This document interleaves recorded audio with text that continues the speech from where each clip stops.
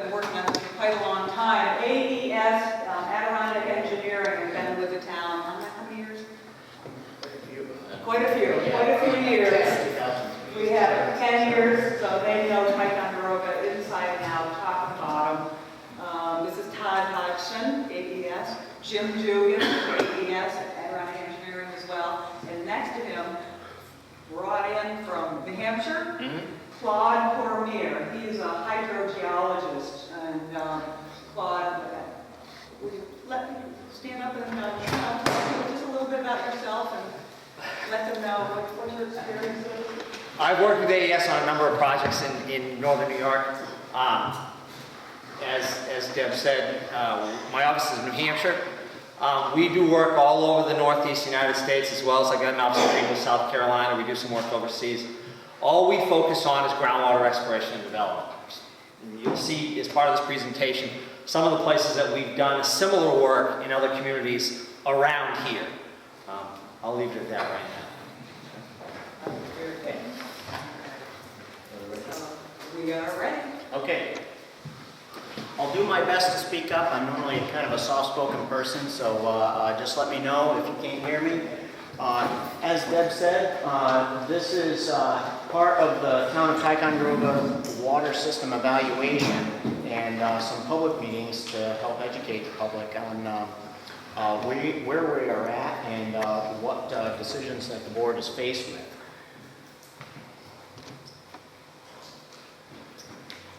The source water. You have two sources that feed your water system. One comes from Gooseneck Pond, which is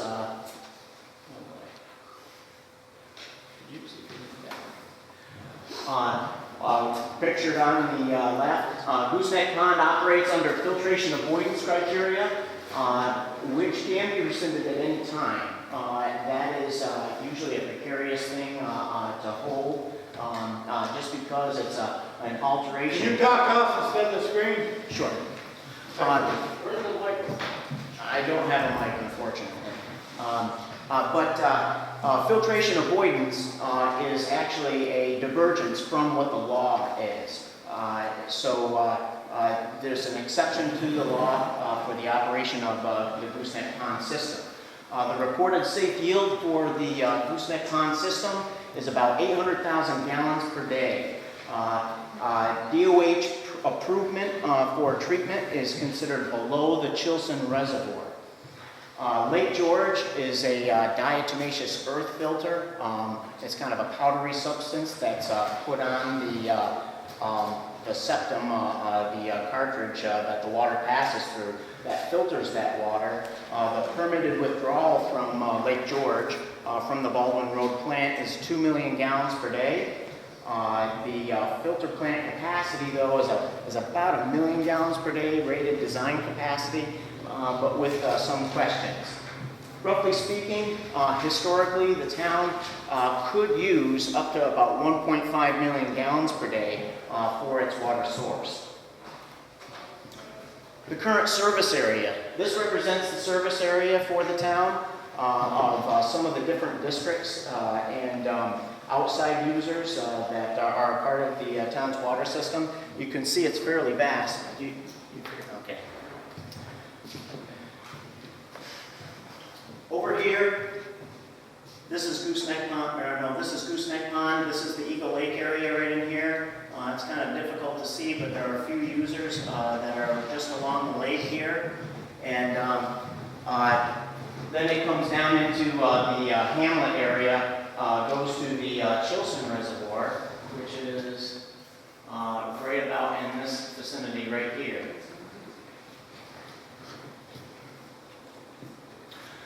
Just a little bit of historical background, and I'd like to walk you through this timeline. Hopefully you can see some of the dates. Back in the late 1800s, the Chilson water system actually fed quite a bit of the town of Ticonderoga. Actually, back then, the village. That system was replaced with the Gooseneck Pond system in 1931 with the installation of a main that extended up past Eagle Lake and up to the pond. Okay, thank you. In 1948, capacity for the system was limited to about 600,000 gallons per day due to some severe corrosion that existed in the main. The main was cleaned to reinstate that capacity.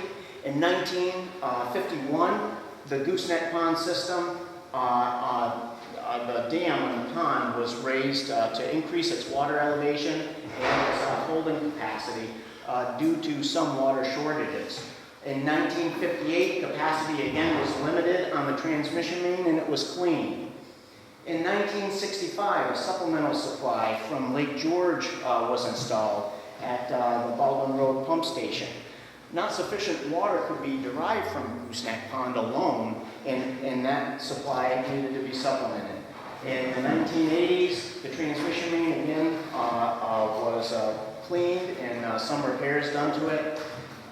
In 1991, the Gooseneck Pond system was granted filtration avoidance. Back in 1991, the surface water treatment rule required that all surface waters be filtered, and some exceptions were made for some fairly pristine and remote ponds, such as Gooseneck Pond. New York State DOH at that time mandated that some of the users that were in the section of Eagle Lake be removed because they didn't have adequate treatment at that location. That didn't happen, but later on, Gooseneck Pond, again, insufficient capacity. Baldwin Road filter plant was started up. That was in roughly 2000. In 1994, the Baldwin Road filter plant was constructed. So there were stages and additions to this system as time went on, in part due to a lack of capacity. And in 2009, a tribunal order was issued by the Department of Health for uncovered storage and the need for additional treatment on the Gooseneck Pond system because of the fact that the system operates under filtration avoidance.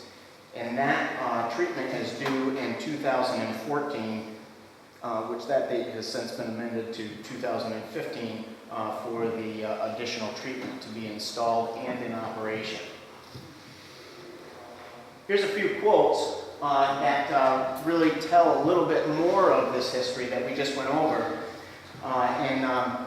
Forgive me, but I'm going to have to read some of these to, I guess, and state their impact. Investigated the installation of a booster pump station to push water over the divide, increasing the flow from 790 gallons per day, 1,000 gallons per day to 1 million gallons per day.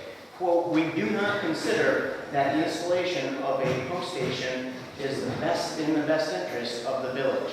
That was in April 25th, 1958, an engineer's report on the Gooseneck Pond system. Another quote, the work facing the village on its water system will, quote, undoubtedly be one of the most expensive ventures the village has ever encountered, referring specifically to the distribution mains and the poor conditions of the mains. The replacement of them was considered an urgent priority and, quote, very expensive, one that the village is not likely to afford without funding assistance. That was April 17th, 1991 by New York State Department of Health during their annual inspection. A letter regarding filtration avoidance specifically cites that the users between Eagle Lake and the Chilson Reservoir, stating that the town should, quote, form a district which encompasses all such people, not just the ones further down who may not actually have sufficient contact time for chlorination purposes. That was back in August 27th, 1991, a report issued by Mr. Britton Kesson. The water main from the Chilson Reservoir to the commercial district, quote, has experienced 4 system breaks in the first 6 months of 2002. Again, from a preliminary engineering report. The transmission main from Gooseneck Pond to the chlorination station leaks in several locations. The Chilson Reservoir also leaks and must be covered to meet present standards. These facilities built in the early 1930s have reached and probably exceeded their useful design life. Again, a preliminary engineering report in 2002. Customers. within the town of Ticonderoga, drawing water from the transmission main as it proceeds from the chlorination station at Gooseneck Pond to the village. From our discussions with your office and the Saranac Lake District Office, we are advised that the village is not contractually obligated to provide water to these individuals. However, if service continues to be supplied, adequate CT will be required in conformance with EPA requirements. What's CTs? That's chlorine contact. Well, it's similar to chlorine contact time, the time that the disinfectant is in the water as it travels to the first user. There's a requirement for a certain amount of time for inactivation of Giardia lambia and Cryptosporidium pathogens that exist in many surface waters. Okay.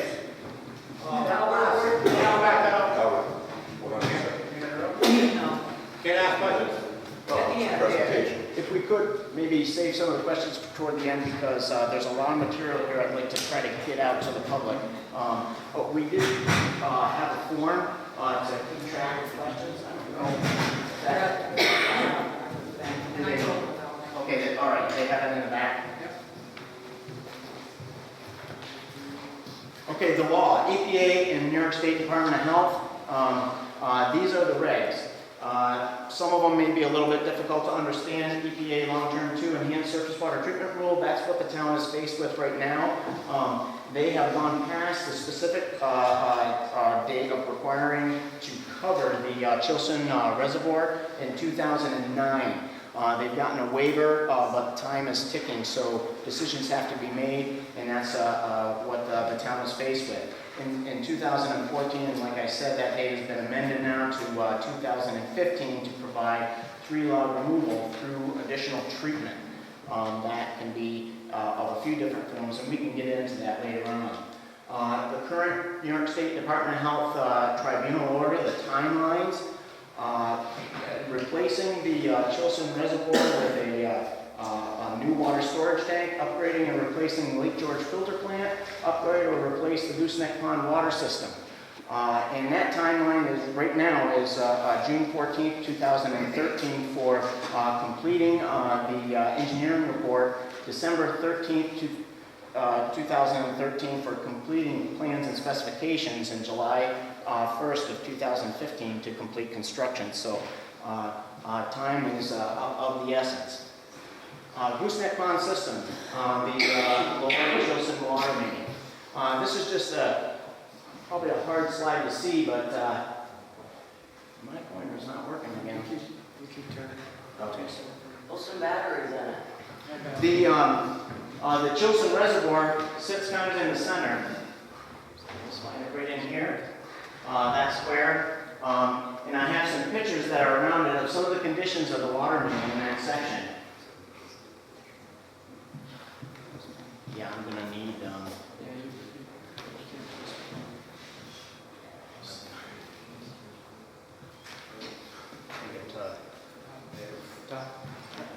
okay, this is just below the reservoir. What you have is a couple of gate valves with some fairly large boulders that are sitting on top of it. This main more or less sits on top of the ground. Just makes it a little bit difficult to tie into. Again, here's another photo with the main large boulder sitting on top of it. There's the pipe just under the surface. Again, another picture of the main. This one here, this is in Chilson Brook. Been like that since the 30s. Here's another section that's on a set of cribbing. Again, another section that's on the bank that's on some cribbing that's rotting away.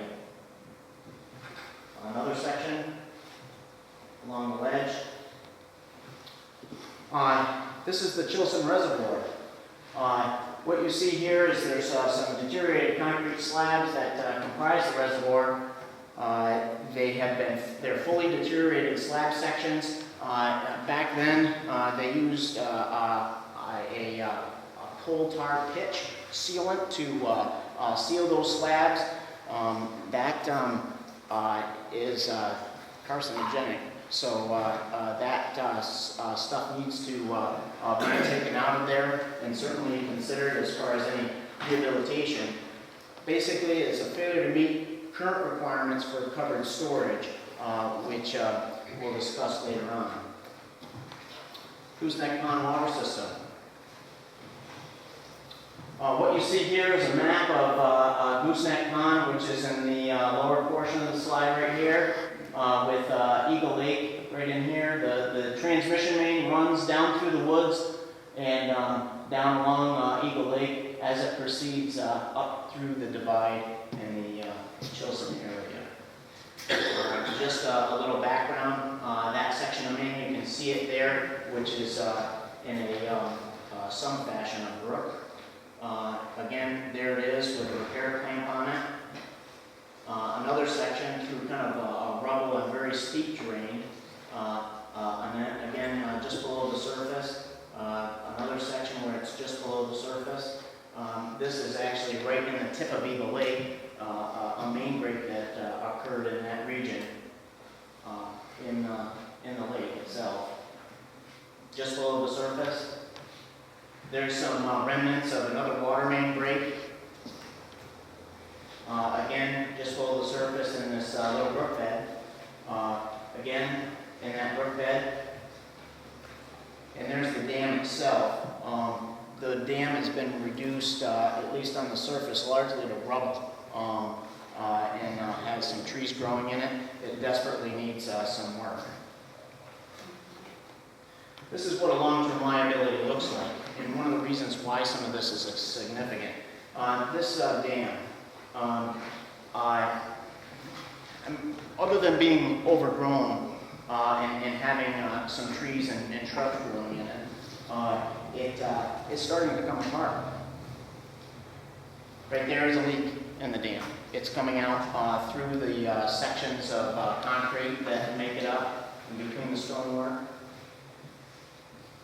Broken pipe in the brook. You saw that pipe that was in the brook in the earlier slide. That section of pipe actually was taken out in two different locations, severed.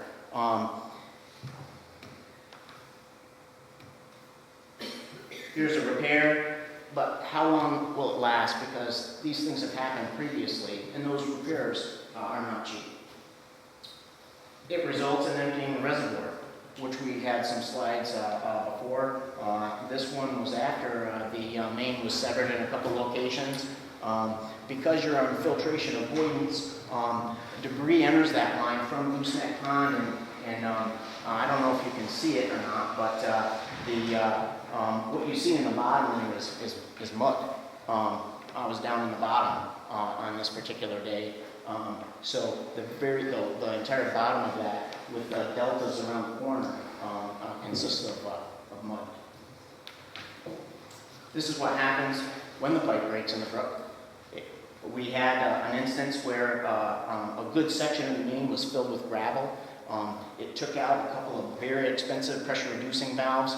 $25,000, $30,000 worth of pressure-regulating valves. So again, the implications of that have some economic consequences. This is corrosion. This pipe has been around for a long time. It's unlined ductile iron pipe, so a lot of tuberculation exists on the outside. This is a photo down one of the mains since it was empty. I figured I could get a good photo of it. Water will still flow through it, but it does result in a lot of pressure loss, which we'll discuss a little bit later. Here's another little difficulty regarding the Gooseneck Pond system.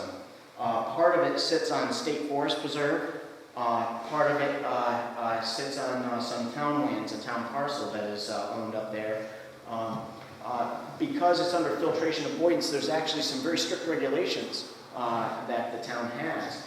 Just as the sign says here, no camping, swimming, boating, or fishing within 500 feet of water intake. That canoe is within 500 feet of the water intake. This is, again, zoomed out a little bit. You can see the yellow line, which is the track of the transmission main as it goes from the pond out toward Eagle Lake. You can see it meander across both private and state land. The town has been attempting to contact the state on this. Very little response has come back from Lands and Forests, specifically what will be allowed to happen here. And I believe the town's attorney has also been working on finding some response from the department. Okay, this is a summary slide of the deficiencies on the gooseneck system. Gooseneck Pond cannot supply enough water for the entire water system. That's why there's a pump station on Baldwin Road and a filter plant there. So a portion of the water comes from the Gooseneck Pond, but it can't serve the entire community. And that's been since the beginning. There's not enough elevation difference between the Gooseneck Pond and the divide to achieve maximum department health pressure with a gravity system, even under static conditions. Booster pumping is necessary. This would be if we took and converted that from a raw water transmission main to a distribution main to distribute potable water to everybody along that line. Most of the users in the lake receive water that has not achieved the minimum chlorine contact time required for proper disinfection. Inadequate water pressure in the vicinity of the divide can lead to contamination. What it is that there is, maybe the next one. Okay, a vacuum condition exists immediately downstream of the valve to be able to hold pressure in the system. This constitutes a DOH regulatory violation. In other words, if you open a section of the main, it pulls a vacuum, pulls air into the system. So if a break were to ever occur in that section, it would actually pull soil and materials from surrounding the pipe into the main. Chilson Reservoir is under a DOH mandate to be replaced by tanks. The dam has reached its useful life and is deteriorating. It was further damaged by Hurricane Irene and is leaking. It has the potential to fail at any time. Unlike most dams, this dam has a broad crest. It doesn't have a narrow spillway, so when the water level rises, it doesn't have a designated place that it overflows. It just overflows over the whole thing, which can erode the edge where it connects to the ledge and the embankment. The water intake is the primary outlet for Gooseneck Pond, therefore debris collects there and enters the water system. Transmission main from Gooseneck Pond to Eagle Lake is 80 years old and is not adequately buried in places. Many sections of the main lay on the ground exposed to freezing temperatures, frost heave, fallen trees, vandalism.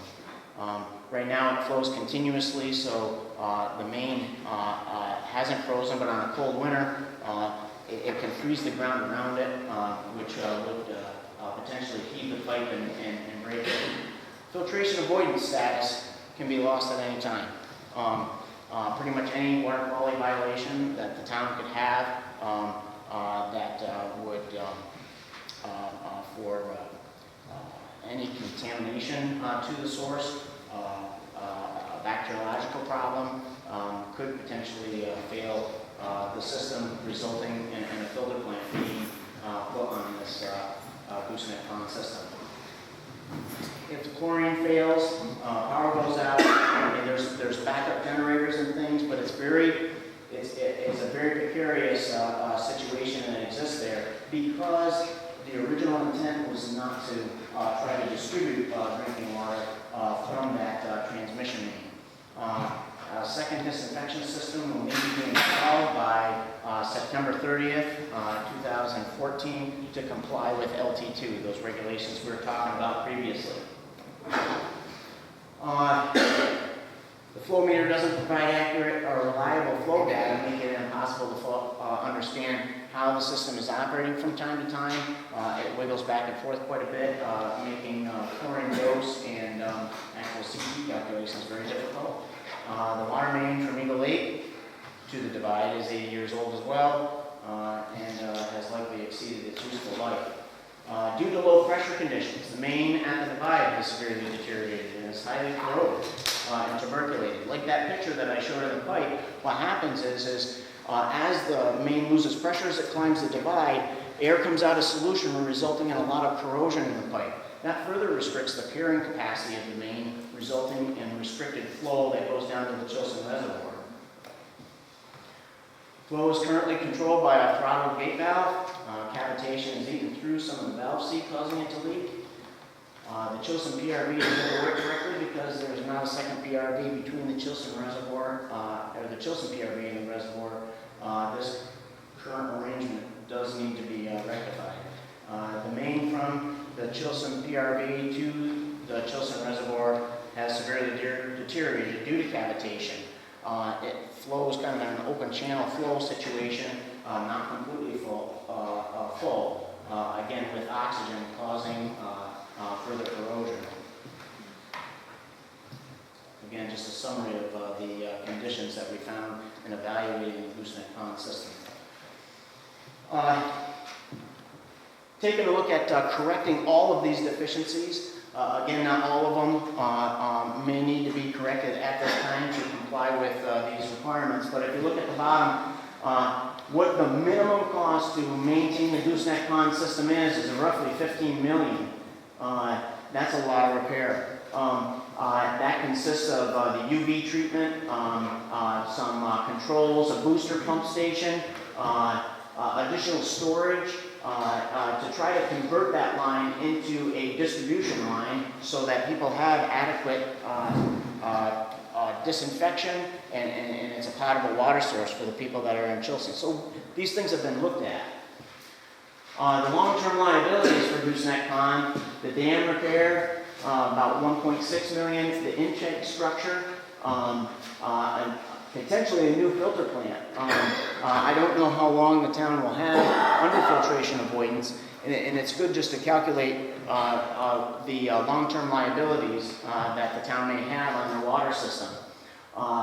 Replacing some of the sections of pipe, as I just explained, installing a main to serve some of those CT, the users that don't have enough contact time, and replacing the main at the divide.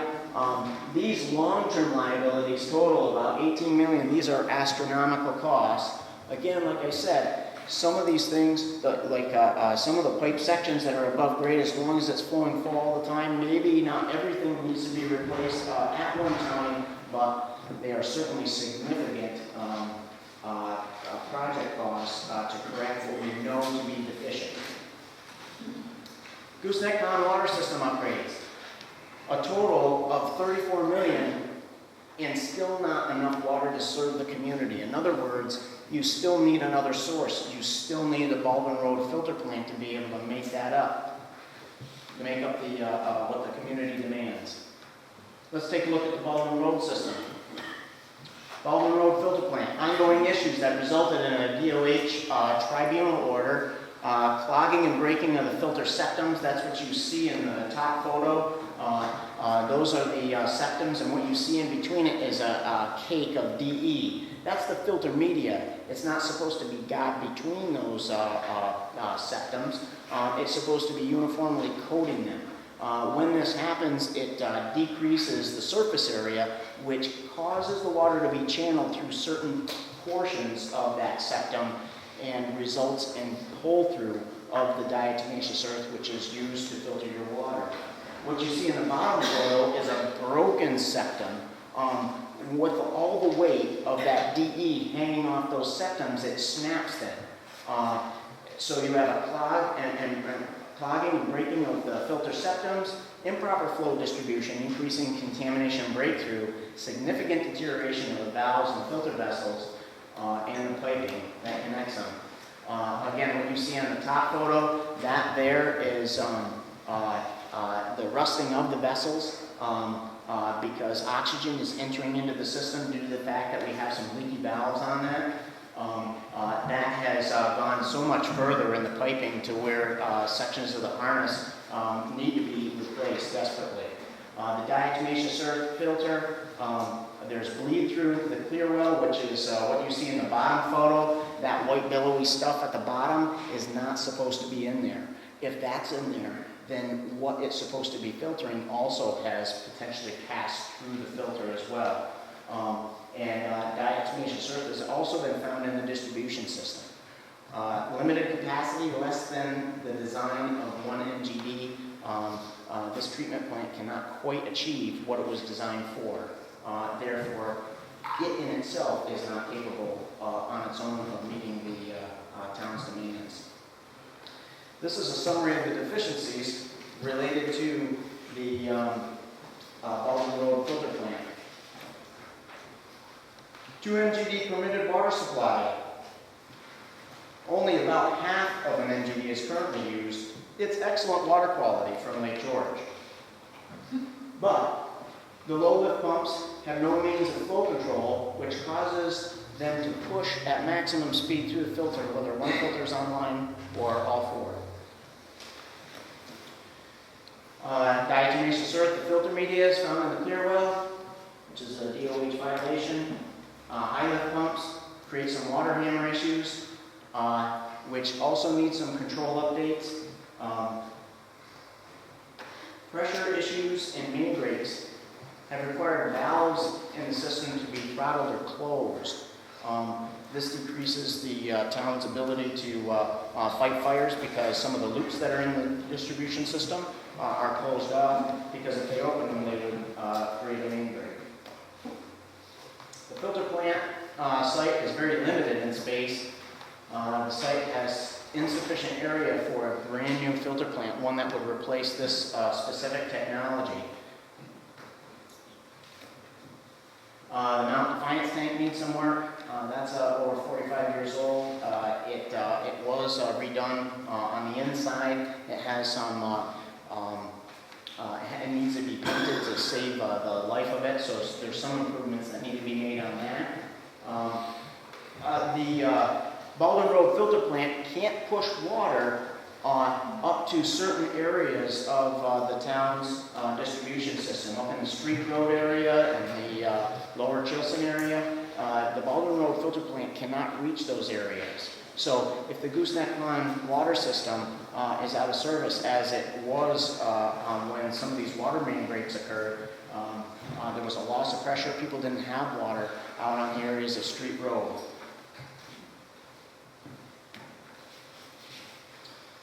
Racetrack Road PRV, it's a dangerous confined space, and that was damaged by some of the debris in the line that I showed you a photo of. The sealing brick ended up in the valve, which destroyed the hydraulic piston of the valve. Without pressure and flow provided by a second high pressure source, Gooseneck Pond or well pumps, the commercial district will have limited fire protection and low water pressure. The Lake George system has insufficient hydraulic capacity to serve the commercial district, Street Road district, and the Lower Chilson area. We just discussed that. Okay. In the 1980s, vintage line. This is on the Street Road section. In 1980, that Street Road line went in. Which it is in a state of failure. The pipe is breaking multiple times, partly because of the malfunctioning pressure-reducing valves, and there's still about 12 years of debt to pay on that particular water main. The 1890s vintage water line coming from Chilson. It flows through the bank of the brook, as I showed you some pictures, which has resulted in that main breaking. The main also is buried inadequately, which may also be in part the cause for some of the grades where freezing conditions have surrounded the pipe. Chilson Reservoir is under DOH mandate to be replaced. Codes and standards violation. This is just a summary of some of the other things we saw in the photos. Inadequate flow rate, flow metering, inadequate turbidity monitoring, no pressure control, filtration Filtration rate exceeds recommended 1 gallon per minute per square foot filter rating. Reoccurring septum breakage, which allows a bypass of the filter. Other filter plant issues, corrosion in all the piping. Those harnesses need to be to come off, and new harnesses installed, the valves replaced. There are some worker safety issues. Diatomaceous earth comes in heavy bags, lifting them, mixing that to be injected into the filters, and also as an inhalation hazard as well. It's not feasible to serve the upper Chilson and Eagle Lake users with the Baldwin Road plant either, unless some very high head pumps are installed to push it up there. DE filtration technology and the Baldwin Road filter plant cannot keep pace with some of the changing water regulations. It does have some grandfathering in that is still allowed here in Ticonderoga, but what will happen when these are not overlooked in the future? The Baldwin Road filter plant is not capable of filtering enough water to supply all users, regardless of upgrades.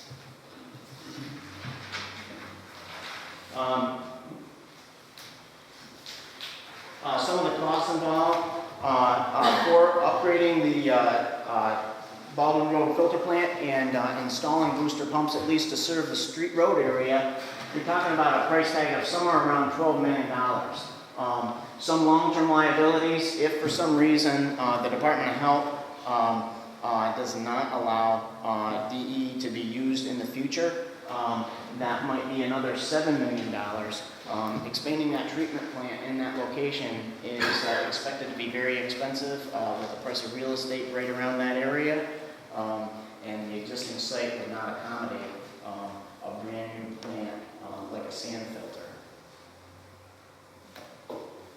Baldwin Road filter plant upgrades over $12 million and still unable to serve the entire community or meet current water quality standards.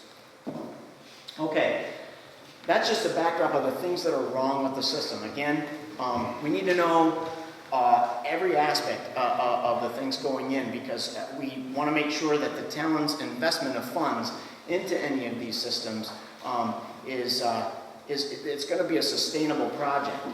In other words, we don't want to be spending short-sightedly some improvements to a filter plant and then later find out that DE is going to fail or the dam fails on Gooseneck Pond. That's why we went to great lengths to show the full spectrum of problems that these two systems encounter. Some typical questions that we've gotten. Gooseneck has served the town for almost a century. Can't we just fix the Gooseneck system? Yes, we can, but must comply with Department of Health mandates for additional treatment. Also, for the past century till now, the water has only been deemed treated following the Chilson Reservoir. Okay. And this may be an option that the town utilizes, I went at least a great length to show a little bit what this option consists of. To meet Department of Health standards, a UV system would need to be installed at the Chilson Reservoir. We would need to replace 2 PRVs coming down the hill to put some integrity into that transmission main coming down Chilson Hill. We would also need to replace the tank and a new chlorine injection building. It's possible we could get away with this green highlighted section that you see in the cost estimate. I had about $1.5 million for replacing a section of main that right now is under vacuum condition. I don't know until we put pressure to it that it actually will fail, but we could try it. The new main, the new water main along 374, the one that's in the side of the brook, the one that has washed out on a couple of occasions, roughly $2.2 million, for a total project cost of about $7.7 million. Right now the capacity, if it's this, is about 500,000 gallons a day. That's because of corrosion in the pipe. That's the maximum amount that can actually crest the divide and go down to the Chilson Reservoir. because it's been so tuberculated over the years, and because there's insufficient elevation to be able to drive it over the divide. Long-term liability, still roughly 18 million if you factor in the condition of the dam and the condition of the pipe as it comes from Gooseneck Pond. Again, just for review, roughly 8 million, Gooseneck Pond project would address today's most pressing issues, but would not eliminate the need to do a major multi-million-dollar project. Only water users below the Chilson Reservoir would be served as far as having adequate treatment and still need additional supply from some other source. Question. We have a filter plant on Lake George. Can't we just use Lake George? Yes, but again, there are mandates for upgrades to that facility. Historically, this facility has only been a supplemental supply. It's not been a primary supply. That hasn't been tried. It's always been a primary supply from Gooseneck Pond, supplemented by Lake George. The current plant can't supply the Route 9 commercial district area and the street road district. These areas, like Walmart, rely on the Chilson Reservoir to receive fire flow protection and water service. And the filter plant will not be able to keep up with the demand of the community. Okay, again, just reviewing the cost, about 12 million. Again, pointing out, historically, it's supplemental supply. Not that it can't be turned into a primary supply, but that would require a lot more work. Question. This is an enormous project. Can't we do the project in stages? The town did investigate that. The first project addressed by the town was the Chilson Reservoir, an integral transmission main that's in the brook just because it's been severed quite a few times. And these are the areas that are specifically under some state mandates.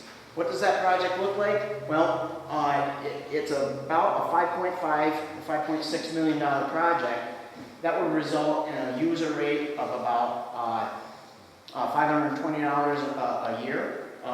It qualifies for a fair market rate loan, 30 years, no grant. Other mandates are not addressed, resulting in future costs. So this doesn't address all of the tribunal order. This is just a part of it. On the right-hand side, the project maximum through Environmental Facilities Corporation, an arm of the New York State government that assists communities like Ticonderoga in financing major projects such as this. Their project maximum, just for example, was about 14 million, but we have here a project that was crafted at $13,856,248.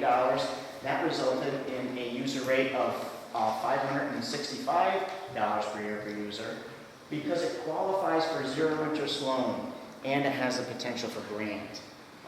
So in this project would resolve those New York State Department of Health mandates. And that's because of Project SCORE. The town is able to address so many more problems, so they are allowed a hardship assistance for completing.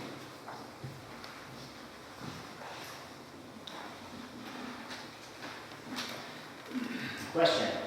I live up in Chilson and I have always paid for my water. Why have I heard that Chilson and Eagle Lake residents are losing water service?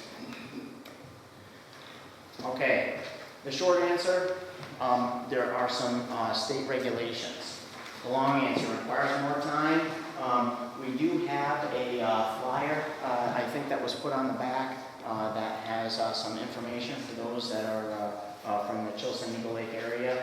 No, residents of Chilson and Eagle Lake don't have to lose their water, but the town needs to have a district up there to allow them to serve those folks that are up there and to get their input.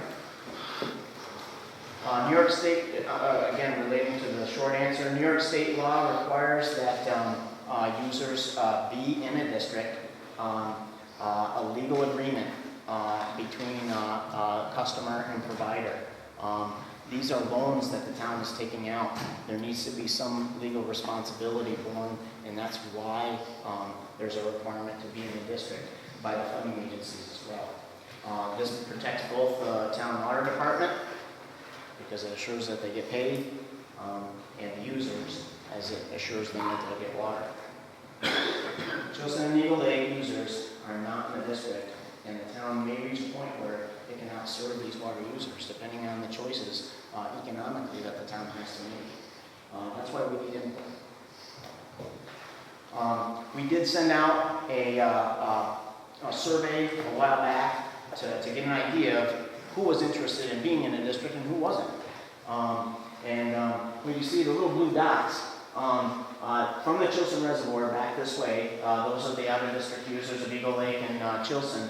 Those are the people that responded back that said, yes, I'd like to be in a water district. I live in Eagle Lake. How much is it going to cost to keep my water? Again, coming back to this slide, it takes input to develop a plan. It takes a plan to create an accurate cost estimate.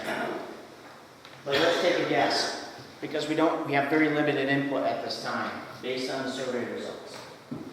Hypothetically, if Gooseneck Pond were to be utilized, the village area, for the village area, and Chilson and Eagle Lake formed a district, the hypothetical project cost, if I take some of the costs out for some of the water main sections that we could reuse, about $22 million.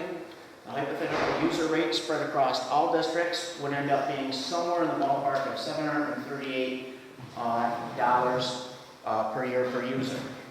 The problem is that the capital cost for this project at $22 million exceeds the capability of the funding agency that the town is using. They have a $14 million cap for hardship, which is their zero interest loan and their grant portion. So the project must be split into two successive portions. I need information to be able to make that split if that were to occur.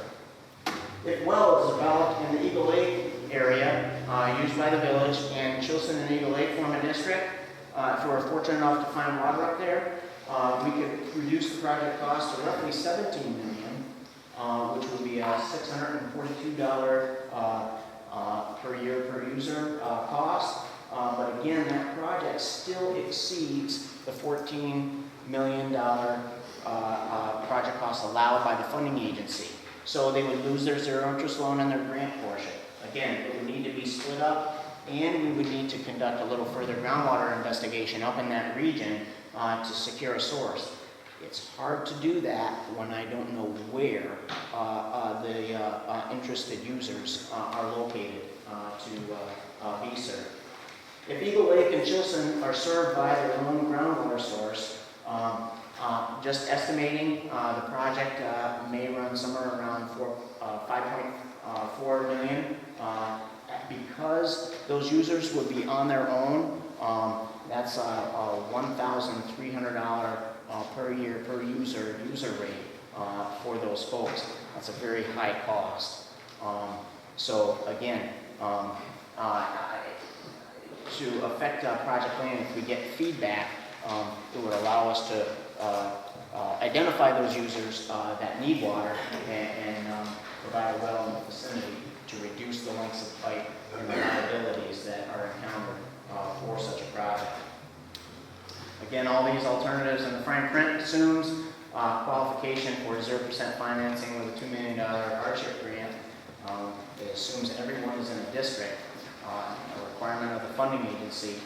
Some options assume that there's a mutually beneficial relationship here for finding water up in the Eagle Lake area. In other words, the well would have to produce water, not just for Eagle Lake, but also for the village districts in order for that cost to be shared or distributed amongst all users.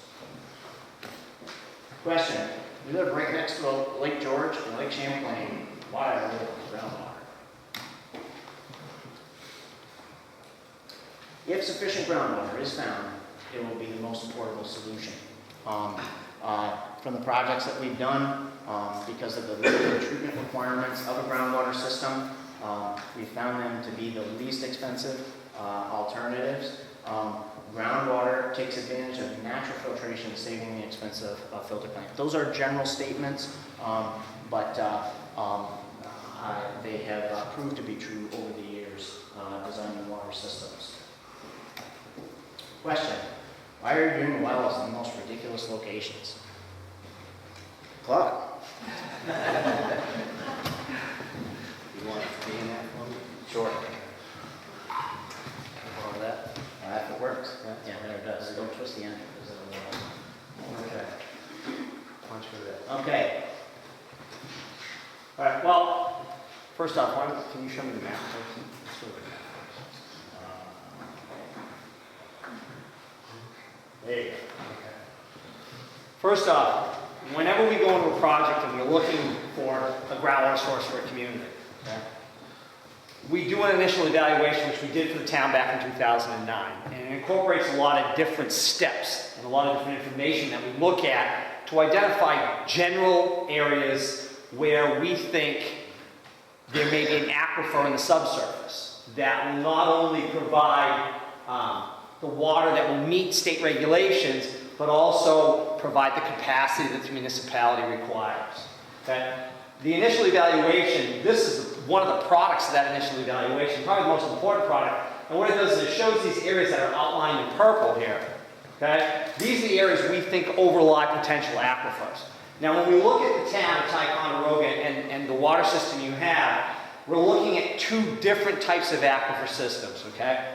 One, and really probably the most straightforward one, is sand and gravel, what we call overburden or superficial aquifers.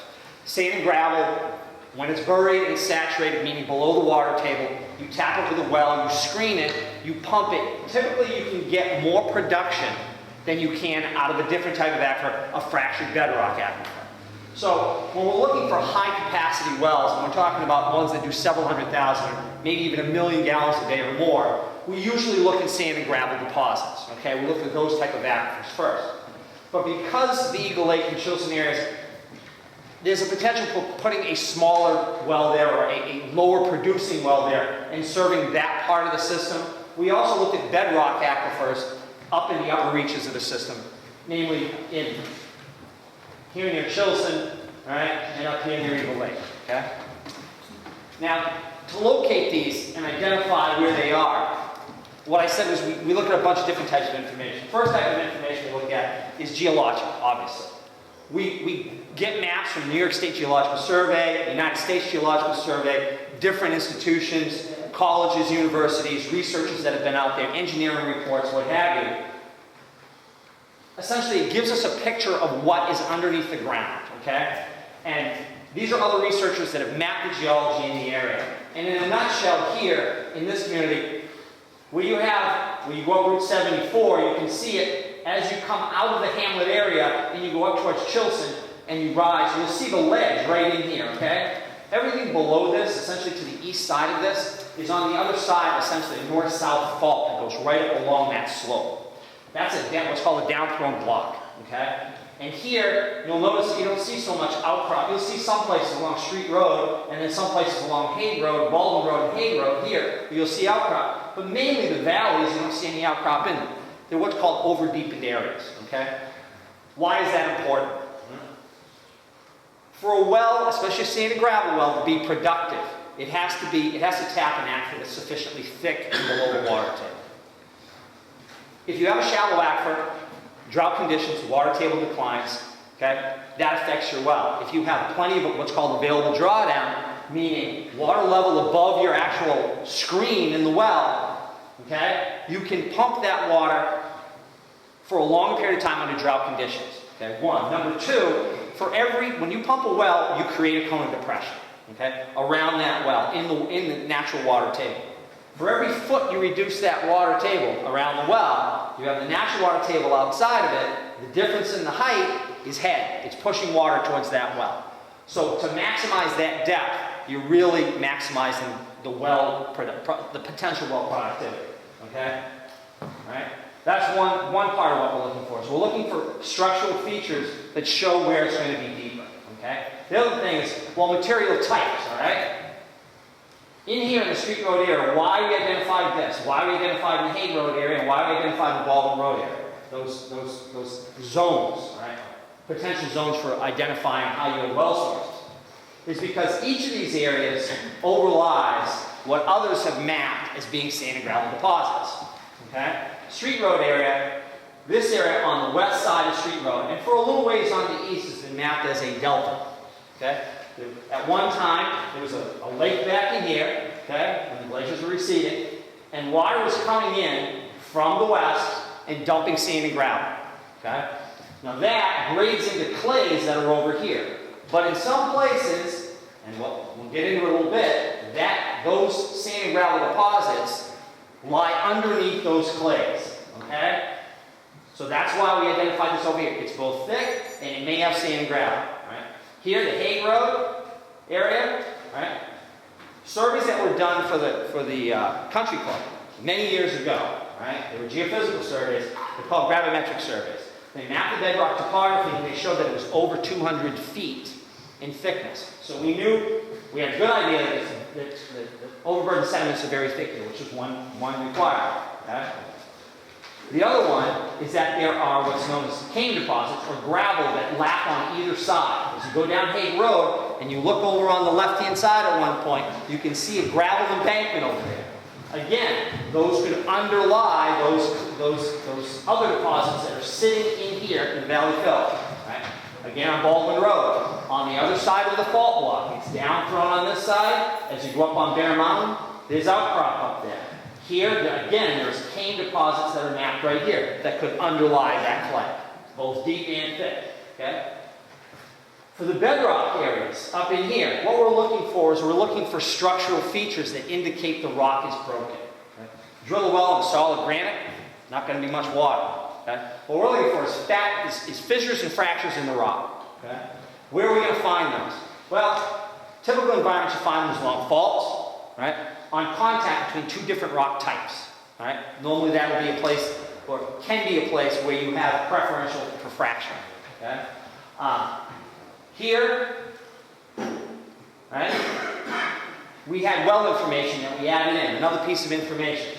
Local well drillers had told us they had drilled wells in this area with 240 feet of casing.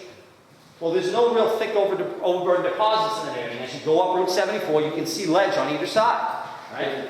What that's telling you is that the rock is highly broken. They had to case through that. So we had an indication the rock was broken there already. Up here, there is a fault that follows Putnam Creek. Okay? And you can also see another piece of information we use. And if any of you can go on to Google Earth, or just go on to Google and go into the map section, and you pull up terrain, you'll see what I'm talking about. Okay? This right here and this right here are very straight. What we're looking for is linear features in the topography. Okay? Some people call it fracture trace analysis. I don't like to say that because it doesn't imply that there's fractures there. Okay? It just means that there might be fractures there.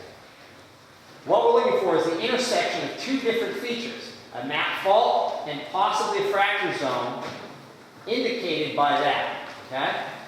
So that's why we identified each of these areas based upon geology. There were other pieces of information we added in as well. Okay? This area, this area, this area, all right? We're looking for supplies that are at least several 100,000 gallons per day for a well. So we need to make sure, before we put a well in there, as much as we can, that we have sufficient recharge. What's recharge? For every gallon you pump out of the well, you want to make sure that that's going to be naturally replenished. Okay?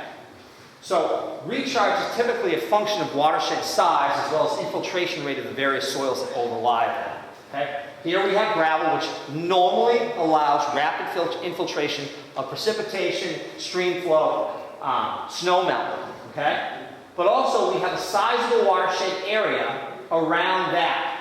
Thereby, if we put wells in here and they extract that amount of water, we've got enough watershed area to supply recharge as well as adequate infiltration to replenish anything we're taking out. So we reduce environmental impact and we make sure that the well is sustainable. All right? Likewise here and here. All right? For bedrock sources, it's really the same, but typically we're looking at lower infiltration rates because we don't have gravel which allows it to readily infiltrate. We have glacial till or clays, what a lot of people call hard pan, which you have slower infiltration rates too. But still, we're looking for extraction rates out of these areas that are going to be much lower in comparison to the ones down by the hamlet.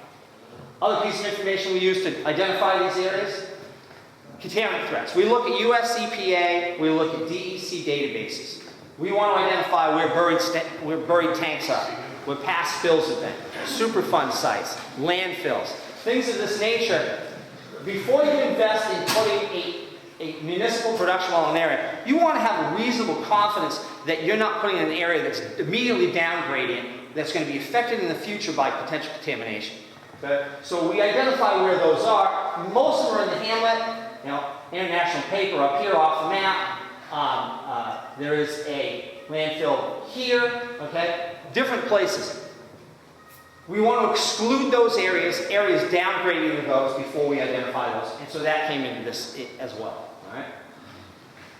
From here, okay, what we did was we identified certain properties, okay, land, meaning land areas that were most likely to overlie what we're looking for, either thick sand and gravel deposits, all right, or potential structures in the bedrock. Supplied those to the town put out letters, requested permission from folks to get on their property to do what we call well site and geophysical surveys. All right, we'll get to that in just a second. Some of the folks said yes, some of the folks were not amenable. The folks that were allowed us access, we did geophysical surveys over a number of the properties. Want to go to the resistivity profile?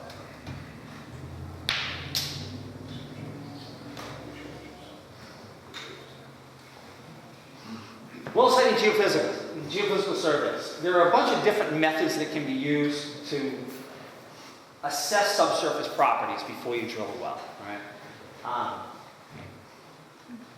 The ones that were applicable here, this is the first one, is what's known as electrical resistivity. This was mainly used in the hamlet area to really assess the subsurface and identify test well drilling sites. Okay? What this shows us is, I'll give you a little bit of background on the survey. Essentially what you do is you lay out a cable and you drive electrodes every 2 or 3 meters, and you put a low voltage current into one and you measure the voltage drop against each of the other. What it does, and once you model that data, is it provides a resistivity cross-section underneath that line. Right? Here the blues are showing conductive versus resistive. Right? What does this all mean? Right? Well, underneath each of these areas, you're going to have soil, geologic deposits, and then ultimately bedrock at depth. Okay? Clay and silt tends to be very conductive. It'll end up being in this range, okay, down the lower end of the range. Whereas bedrock, unfractured bedrock, will end up being highly resistive. Okay? Fractures in the rock will end up being somewhere in between. Sand and gravel is more resistive than clay, but more saturated gravel is more conductive than bedrock. So normally, your sand and gravel will end up being right in the middle of this range. Okay? So this is how you really, the basics of how you, in a nutshell, how you interpret a profile like this. Here, this was an example from another project, and the reason why I use it is because on this geophysical line that we did, we ended up drilling 2 separate well locations. Here, you can see where you have a deeper, thicker section of overburden. Go back to what I said about the importance of getting a deep aquifer that's got a thicker, saturated section. And we ended up putting a sand and gravel well here that did about 350 gallons per minute, 500,000 gallons of that sustainable capacity. Here you'll see the separation in the bedrock. That was indicative of a fracture zone that we thought was there. We drilled a well here, and we ended up getting a well that did about 150 gallons a minute, 250,000 gallons a day. Okay? These are the same profile. This is the same method that we use in the Street Road area, in the Hay Road area, and in the Baldwin Road area. And it found, we'll get into a little bit about what the results were from the one well that was drilled in the Street Road area, but essentially what it said was, in each of these, except for the Baldwin Road area, there really wasn't anything that we would consider a viable or promising site after the surveys. The Hay Road area showed substantially thick sediments. It showed possible sand and gravel at depth similar to this. Likewise in the Street Road area on a few different properties out there.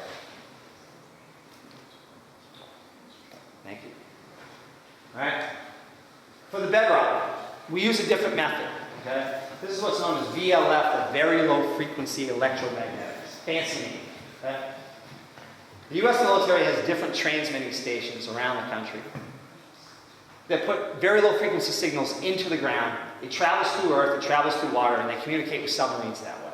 Our instrumentation can't pick up their communications. But what they do is they pick up the electromagnetic field that is produced by those signals. All right? Now, when that signal travels through earth, if it's going through unfractured homogeneous bedrock, it's not going to be interrupted. That signal is going to be genuinely or relatively constant, or in an ideal edge, it will be flat. It never will be absolutely flat. There's always going to be some noise in there, some cultural interference.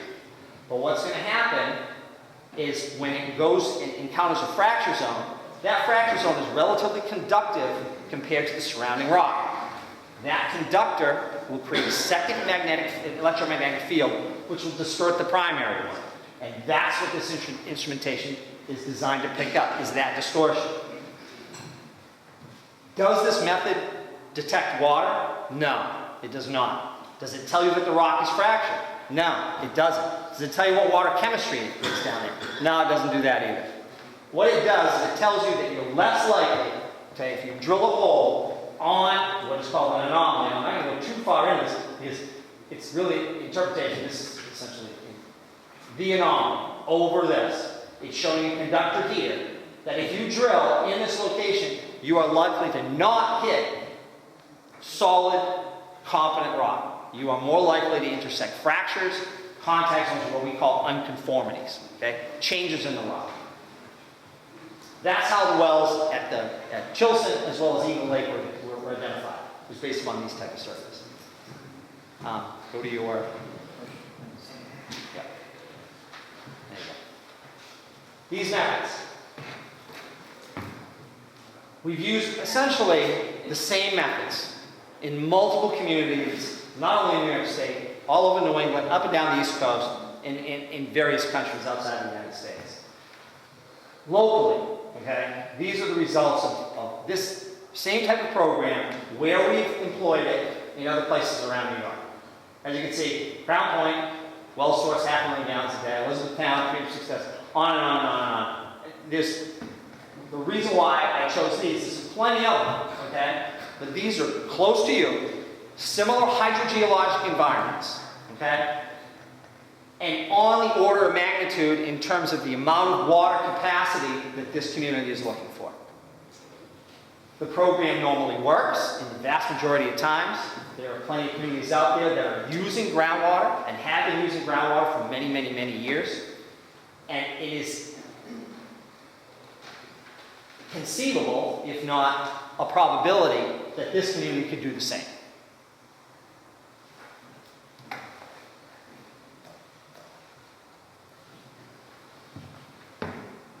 All right, what we've done so far, right? Chilson Road, we drilled a well off the Hall Road, near that intersection we were talking about, okay? One of the challenges up by Eagle Lake is that most of the area where these structures occur are overlaid by submerged wetlands, okay? Makes permitting very problematic, if not impossible, through APA, DEC, to get onto these sites. Not to mention expensive in terms of getting a road for a well drilling rig to put it in. All right? So we had to go where we could go that was as close to these structures as possible. Okay? We ran the geophysical surveys. We got results similar to what I showed you. We ended up drilling a well off the Hall Road, close to that intersection, and we hit fractures, but they were not water bearing. Not sufficiently water bearing. A few gallons per minute. Second well was done at the Fish and Game Club. All right?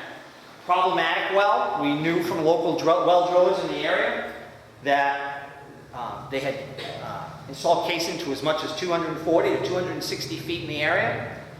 We drilled that well. We hit almost a 100-foot thick layer of saprolite. What is saprolite?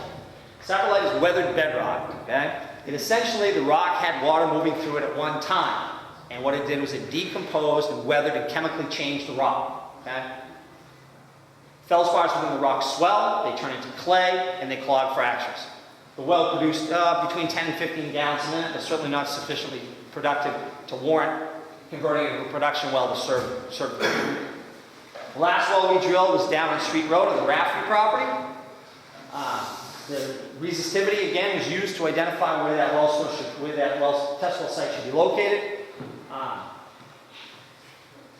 Just across the Street Road, there is an outcrop, and what we wanted to see here was we wanted to be just on the other side of the fault block. We had concluded that that's where we were, that the overlying soil should be, based upon the resistivity survey, should be clay. Beneath that would be either sand and gravel, and we figured about 250 feet to rock based upon the resistivity surveys. And when we drilled the well, we got clay on the top, we had sand, well really sand, a little bit of gravel below that, and lo and behold, bedrock was at about 245 feet.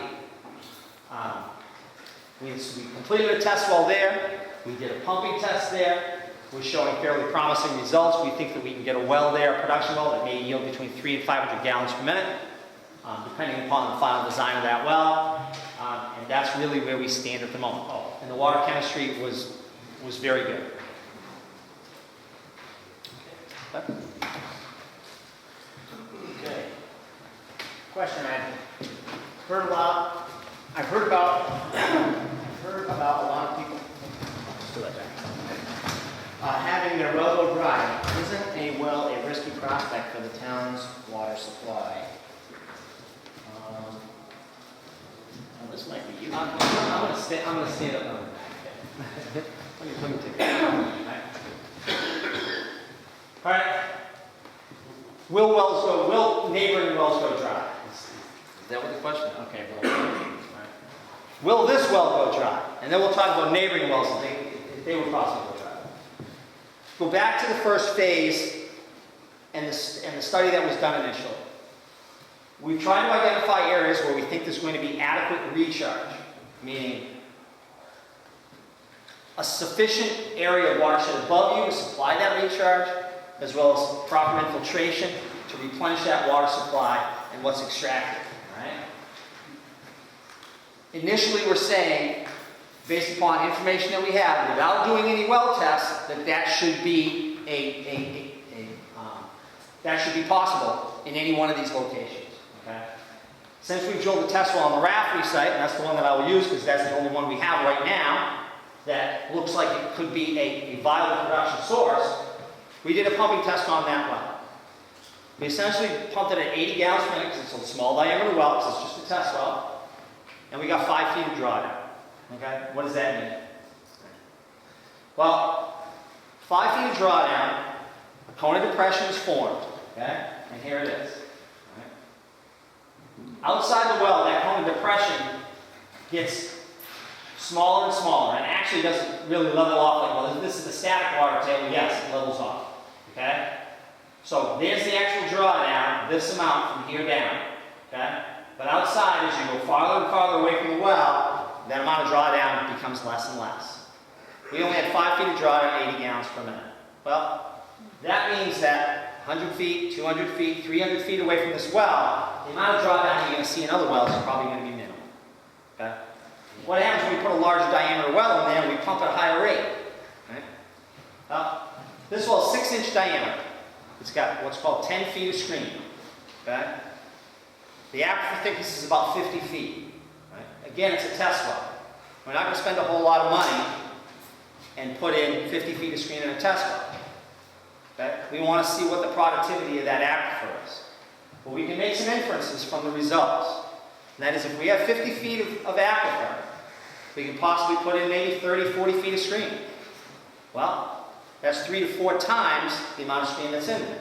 The longer the length of screen, the more productivity of the well typically, because now you're screening more of the aquifer to allow that water to come into the well. One. Number two, right? We only use 5 feet of drawdown. The static oil level on that well is 50 feet below ground. The top of the screen will probably be somewhere around 90 to 100 feet. Right? So we have about 40 to 50 feet of available drawdown. We only used 5. Right? Let's say we used half of it. Right? Now you've multiplied the available drawdown by 4. Okay? The diameter of the well is only 6 inches. A finished production well maybe 16 or 18 inches diameter. You're multiplying the diameter by about 3. All right? What does all that translate to? It translates to a much higher productivity of the well, but also a much higher efficiency of the well, typically. All right? Which means less drawdown per gallons per minute pumped. So let's just say we use 20 feet of the available drawdown, like I said. Again, we're not putting a well right next to somebody's water supply. We're going to put it we're required to be at least 200 feet from a road, property boundary. But typically we're going to be several hundred feet from anybody's well. Okay? So, they're going to be well out of this cone depression, in the area where we have very minimal impact. There's one assurance. Another assurance is that we don't dry up other people's wells, is that the state requires us to do certain tests on a production well. We do a long-term pumping test. It's minimum of 3 days straight of pumping. When we monitor that well, we monitor other tests or monitoring wells around it, and we do what's called a distance drive.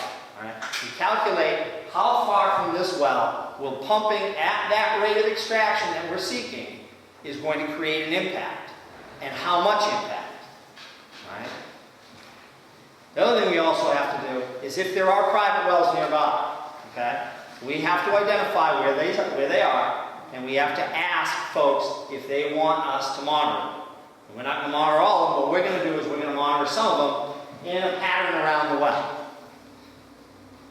We're going to monitor the water level in their well while we pump the municipal well.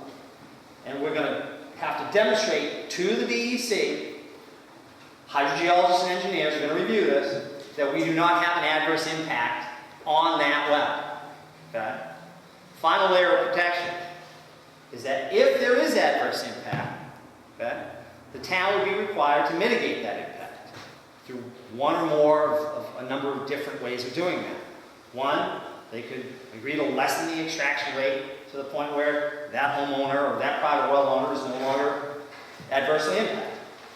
They could agree to improve that person's private water supply, whereby they are still allowed to use that water supply, and they can still use that water supply, and it's not adversely impacted by the municipal well. And the last one is, they could agree to connect it to the town's water system. There's a lot of different ways and a lot of different measures of protection that not only the state has built in, but the town and we build in to make sure that other folks' water supply don't go dry. Right? Now, why won't the aquifer go dry? Okay? Our tests are designed to do that. All right? They're designed to demonstrate that the aquifer and the extraction is sustainable. We did a pumping test on the test well. We pumped at 80 gallons a minute, we had 5 feet of drawdown. Okay? When we shut the pump off, it recovered almost immediately. That's only a preliminary indication of the productivity of the aquifer. A larger diameter well has to go in, and that long-term test has to be done. And we have to collect that information, analyze it, and provide it to DEC, their hydrogeologists, their engineers, to review it. Right? Part of that is showing the sustainability and the ability of the aquifer to recover once the pump is shut off. At the end of the test, after it's pumped for 3 days, let's say 500 or 600 or whatever gallons per minute during the test, after 3 days, we turn it off. And we monitor how the aquifer responds thereafter. If the aquifer does not recover, it means we're probably taking water out of storage, and it is not a sustainable extraction. If it recovers, it's an indication that the aquifer is replenishing at the rate at which the water was extracted. And that's our goal. Right? It may be somewhere in between those two. It may be we pump it at 500 or 600 gallons and we find that it doesn't recover and we have to reduce that rate. That happens. We go back to the phase 1, the first initial investigation. Okay? The aquifers in these areas look like they would receive ample recharge, sustained well sources that could do at least several 100,000 gallons per day. That's how we provide these assurances. But the bottom line is at the end, we have to do the testing that actually demonstrates that.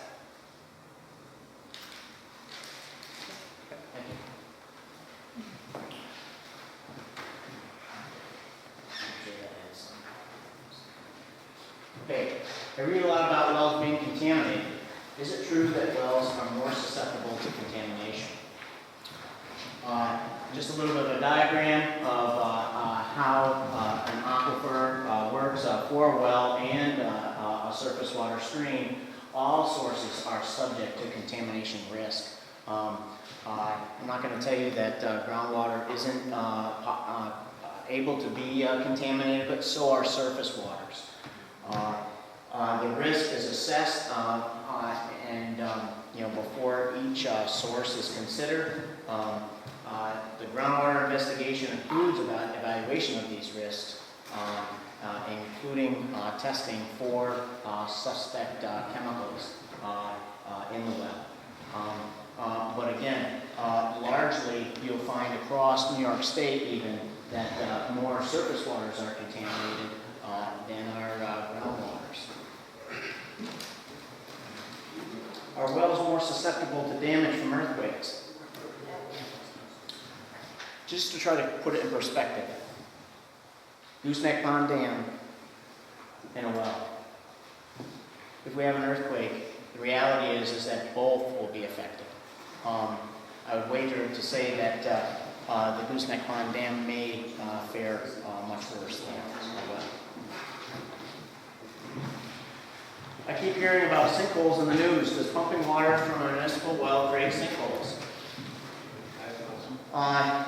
Not typically in this soil type found in Ticonderoga. Sinkholes are mainly occur when you're drawing water out of the ground where the permeable material would dissolve, like a limestone or even some forms of sandstone.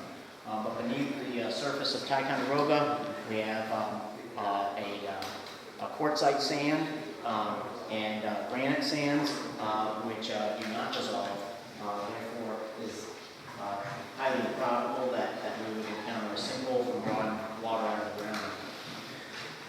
The bottom line is this, is my water safe to drink?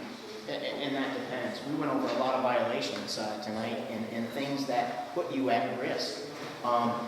As a part of the annual water quality report that goes out each year to consumers, there's a statement that identifies that people that have a weak immune system, the elderly, children, they are more susceptible to things like Giardia lamblia and Cryptosporidium. Those are pathogens.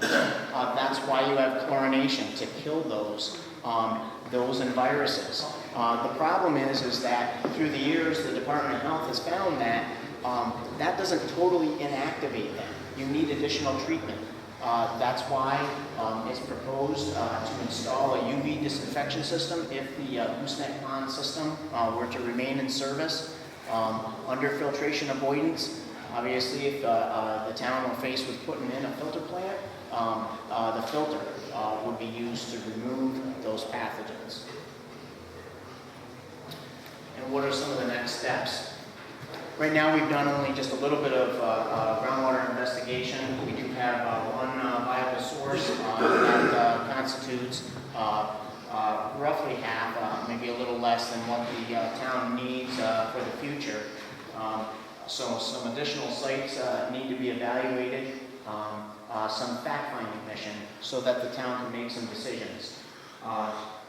We are investigating some on the Gooseneck Pond Dam.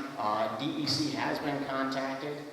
Again, we will work with the town's attorney to make our appropriate contacts to see whether or not DEC will allow us to maintain that and what type of construction practices that they will allow in what is basically a wilderness area. It's the Farrow Lake Wilderness area. And district formation. That's a key ingredient for the town to make a decision moving forward. The town board has been methodically moving forward through these options, gaining the information necessary to make this critical decision. Okay. Questions? Do we have an order for them? Is there a sign-up sheet, or we're just going to take them out of the audience? We'll take them with Okay, you, sir. Way back there in the beginning of the thing, you had a thing there that said where the town wasn't responsible for giving Chelsea water. I don't like that. Okay, Well, if they're written in a contract or something, it is so, then the town board should rewrite that where the town of Ticonderoga is responsible for Chelsea getting water. okay. If it's in there like that, it's wrong. Shouldn't be that way. Chilton, at the beginning, allowed gooseneck, they gave them easements coming down through there, and they turned around and charged them twice the amount for the water that they got out of there. They should be reimbursed for that. They should be taken care of.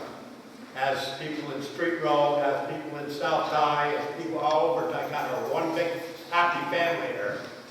That shouldn't be in there. The town board should rectify that. Matt, I don't know if you want to speak to that. Yeah, I will.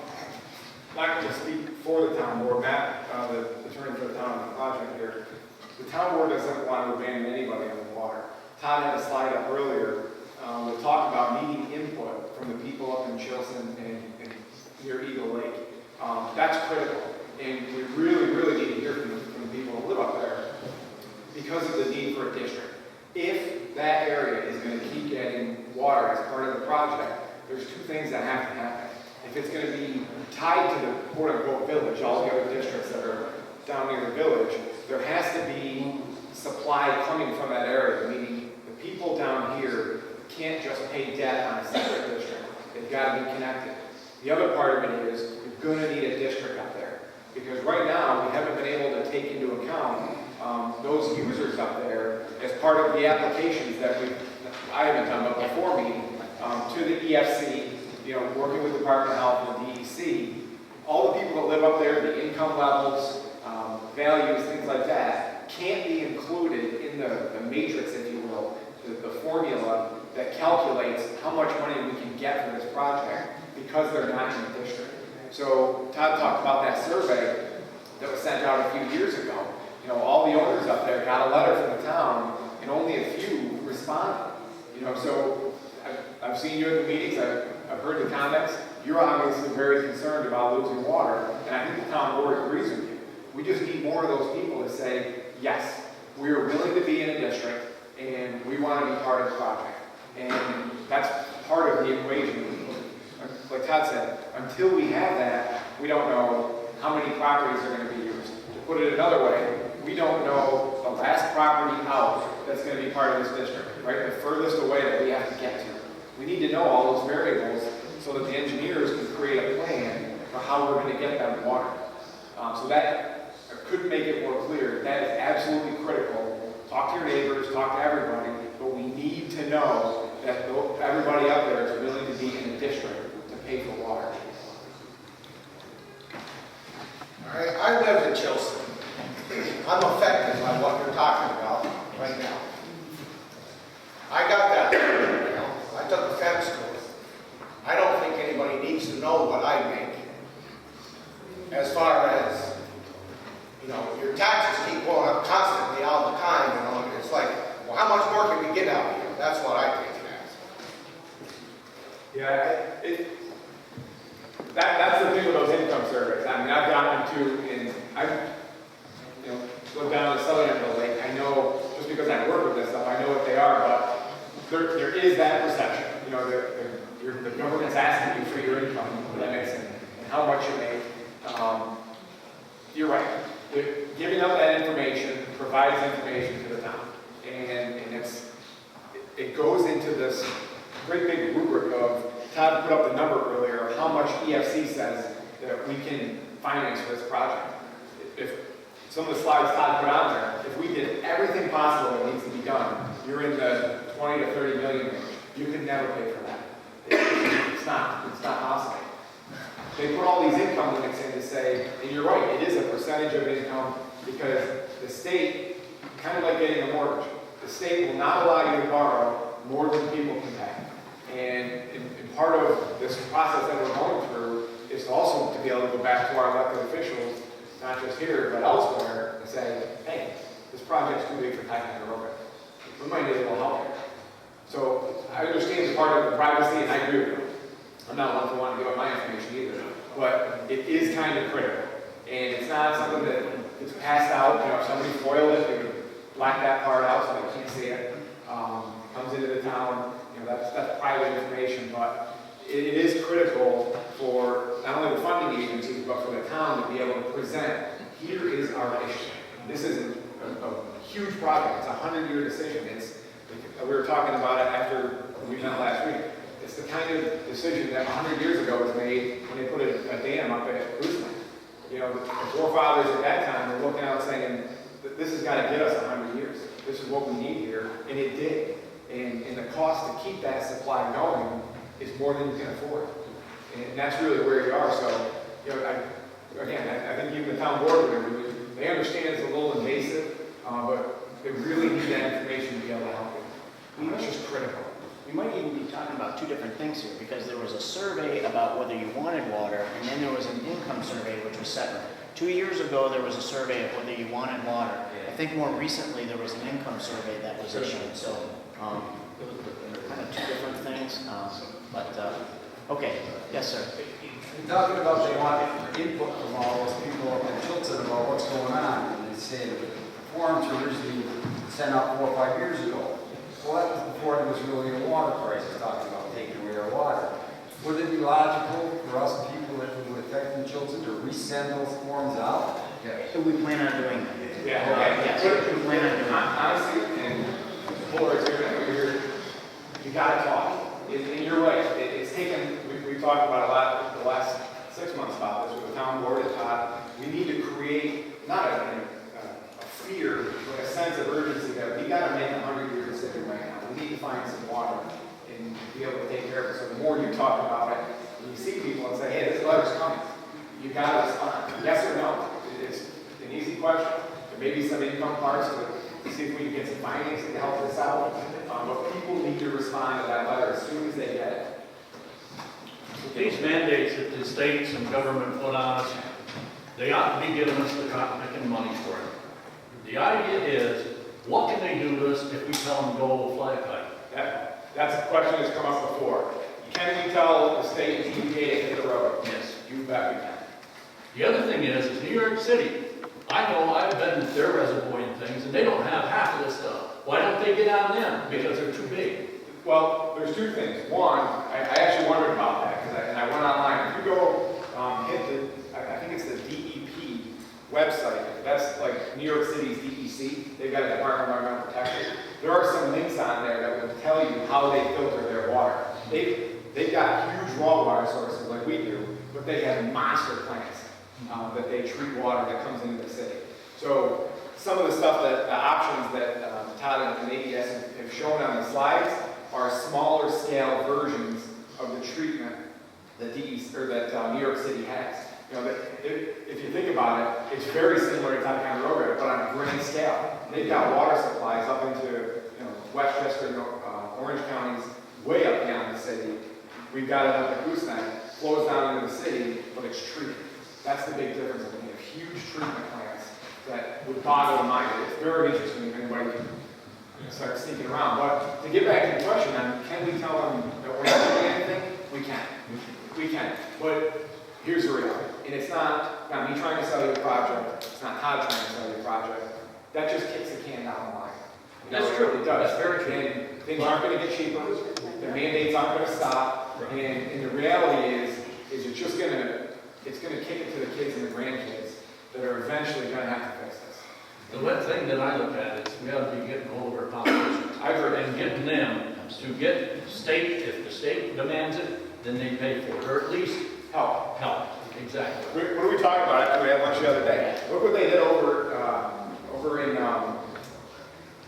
in the road. Yeah. Newcomb, on my way to camp. Yes. Yes. With a YouTube video. Right. They got money pulled away from Westchester County to build a road in Newcomb. Right. You know, that's the kind of grassroots stuff that, we're getting all this stuff together. And when we get the final well data, you got the numbers that AES has done on the dams and everything, and all the stuff that we need to fix what you got now. Once we get hopefully another well location, get some data out of there, then we'll have what it would cost to deal with the wells. I think you take both of those packages and ship them to Washington. I think you go to Betty, I think you go to Owens, I think you go to the governor, and you say, we need help.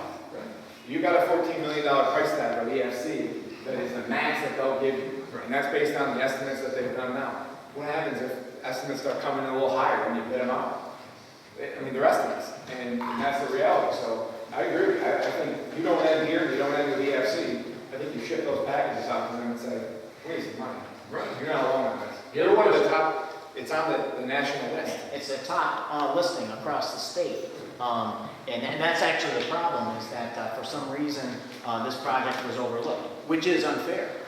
It's a state mandate, again, top across New York State, and they overlooked Ticonderoga for the grant that we applied. One of the other things I want to bring up is, according to what I understand from an engineer, that the test on the gooseneck water is one of the purest in this area. It's a very good surface water source. Nobody's complaining about the water. Okay. The other thing that I'd like, if this becomes a district, are you going to put meters in to meter the people? Or is it just going to be a flat rate? That is Another decision question. that is All right. certainly before the town board. It's economic. Now, you're talking about the water not coming over the hill of Chilson. We built one in Wyoming out there, and we had the same problem, and we remedied it. I can tell you now. Oh, and we talked about that too. This isn't a question of can it be done. You know, you saw the big yes up there. That wasn't to be misleading or to try pushing a direction. All of them were options. Gooseneck's an option, Baldwin's an option, Wells are an option. They're all an option. The question that's going to come to the town is, what can we afford? Do we keep, I use the analogy of a car. I'm working on an old car. You know, I put money into the engine, transmission starts to go. I put a little money in the transmission, the brakes start to go. You know, as you propel this thing down the road, what are you buying into? You know, what you don't want, because you come, whoever's on the town board 5 or 10 years from now, you do something now, and the next round of people comes along and says, why did you ever do that? Why would we have ever invested this much money in gooseneck or the dam when we knew that all these other things were going to come down the line? Well, we got a lot of them. But that's beside the point. The other thing is the engineer brought up that if we had a earthquake, that it might break that dam. If we have an earthquake, they could shut that well off. Oh, absolutely. Without a doubt. I mean, Sure. Pay taxes, water tax, every one of us here. Doesn't that go into taking care of gooseneck? The question is, Everybody pays water taxes. Yeah. Everybody, right? the question is you pay water tax, what does that go into now? Yeah. The answer is yes, but it's not enough money. No, I know it's not enough. And it hasn't, not enough money has been, the taxes would have been a lot higher to set all that money aside over the years to do that. Now going forward, you'll have a plan, you'll have a capital plan to deal with those things that are going to break in 10, 15, 20, 25 years so that you don't basically pass this can down And the you know, hill. all those pipes up in there, my father used to be a well driller, but all the pipes that are up there, do they all have to be taken out and put down further, or what? I mean, you know, the big ones, because of the Yeah. frost. Some sections, and it depends on how the water system is used in the future. If, for instance, it stays much the way that it is, as long as water is traveling through the main continuously, that line will not freeze. It has Well, what not about the frozen. trees and stuff falling, and, you know, that. I know, well, it's certainly a liability, and that's why I listed it, because I don't want to just say, oh, you can do this one component. That would be very misleading. There are other things that are long-term liabilities here that may need to be corrected now. Some of them do need to be corrected now because one of the reasons why you have a user rate the way you do is because you're continually paying for water main breaks and other problems that have occurred because of the fact that, that there's a problem there. So, you know, some O&M costs will be saved by even making some improvements. Okay. Fellow there, yeah. Yes. One thing is, first, this district formation is critical. And you said that several times. Why is that? Is that about revenue flow? No, to borrow money, the funding have to have the map of who's gonna pay for it. Right now, you've got a bunch of loose-knit contracts, so they call them out-of-district users. Okay, so 2 years after I responded to the letter, to me, for the first time hearing that there was not enough respondents, and somebody should have acted, I would have appreciated some kind of information coming to me so I could help the people in Chilson get there, okay? You already have 100, sometimes I hear it's 120, sometimes I hear it's 140 taxpayers, users in that vicinity to the reservoir. We all agree on that? So you have 120, you have a number, pretty close. That's your number, isn't it? Of how many people? So why do I need to come down and get to a district if you already got the number? What benefits will we all get from that? Because let's do it tomorrow. Because you only had literally a handful that responded to say yes. So the town couldn't turn around and spend money for 9. Then come back to us and tell us that. But That's what the we're fact doing. is, if we all come down here and spend the next 3 months or 6 months and we have a district, what is that district going to be? Is it going to be only the users down to the reservoir? What are you looking for us to create that is so critical to make sure we get it right the first time? Okay, I mean, ideally, if everybody responded yes, we could form a district that was continuous from the Chilson Reservoir all the way up to Eagle Lake. That would set the stage for what it is our future planning.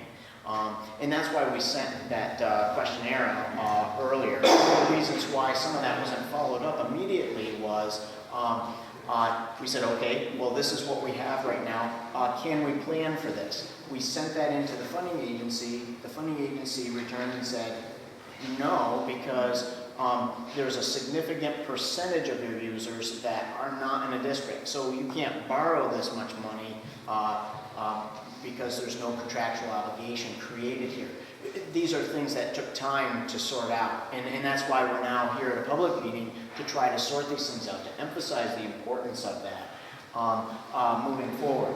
If smaller portions respond favorably, for instance, in Eagle Lake, from walking up and down that section, there are some lots that are fairly small. A well cannot be properly sited with a septic system on that lot and meet DOH regulations on some lots, not all of them, but some. So that's a great concern because that would create a terrible problem for those people that are along the lake. Some people have lake access and have an intake into the lake. They may be okay or have the availability to do so, and some lots might be large enough that they can drill their own well and not want to be a part of the district. But those are things that we now need to know, and taking it a step at a time. Again, the town was trying to take care of a much smaller project initially, but is still faced with some of these major mandates and trying to get funding assistance. Yes, sir. Are you going to resend these letters out, you said? They are going to be resent? They will be resent, yes. And how long is that going to be? I'm not sure. We have a draft letter, so we just, it's What quick. letters you're going to resend? Did you say there was 2 that went out? Well, there's 2 letters. One was an income survey, and I'd have to find the status of that. That didn't come from our office. That came from an independent survey organization because it involves income. So that's not my business, nor is it the town's. Somebody separate collects that. What was the survey that we got about a year ago where they wanted to know where your water lines came into your property? It had to be sent to Plattsburgh? Yes, that would be the survey. That was about 2 years ago, but it had where the line came in, just so that we had a little bit of. Yes, and we're going to send that survey again. And then the other one was about, and you're right about some people do not have a lot big enough because of septic, and I am for one, that would not be able to drill a well. Yeah. So what happens then? You're going to run a hose up to me? Okay, well, we have to figure out exactly what's going to happen there. But that's why it's important that we get a response back. Yes, sir, sorry. I have a couple of items I'd like to bring up. One is I have a list of no less than 22 upstate reservoirs that service New York City. Why cannot we get some funding, being in the Adirondacks, upstate New York, Catskills, for the water that we supply to New York City? why can't they contribute in some way to our water needs here in the Adirondacks? Well, Maybe that's something we need to bring up to Yeah. our politicians. I don't know that that would fly very well, but There's a there's Because it's a political issue where I'm saying they have to make it. Yeah, but there has been, related to that, there has been a push amongst those in Essex County Planning for creating some type of petition to the state government, because this area is a tourist area. Well, not only that, People come up here to the visit. water for the city is coming from upstate. Right.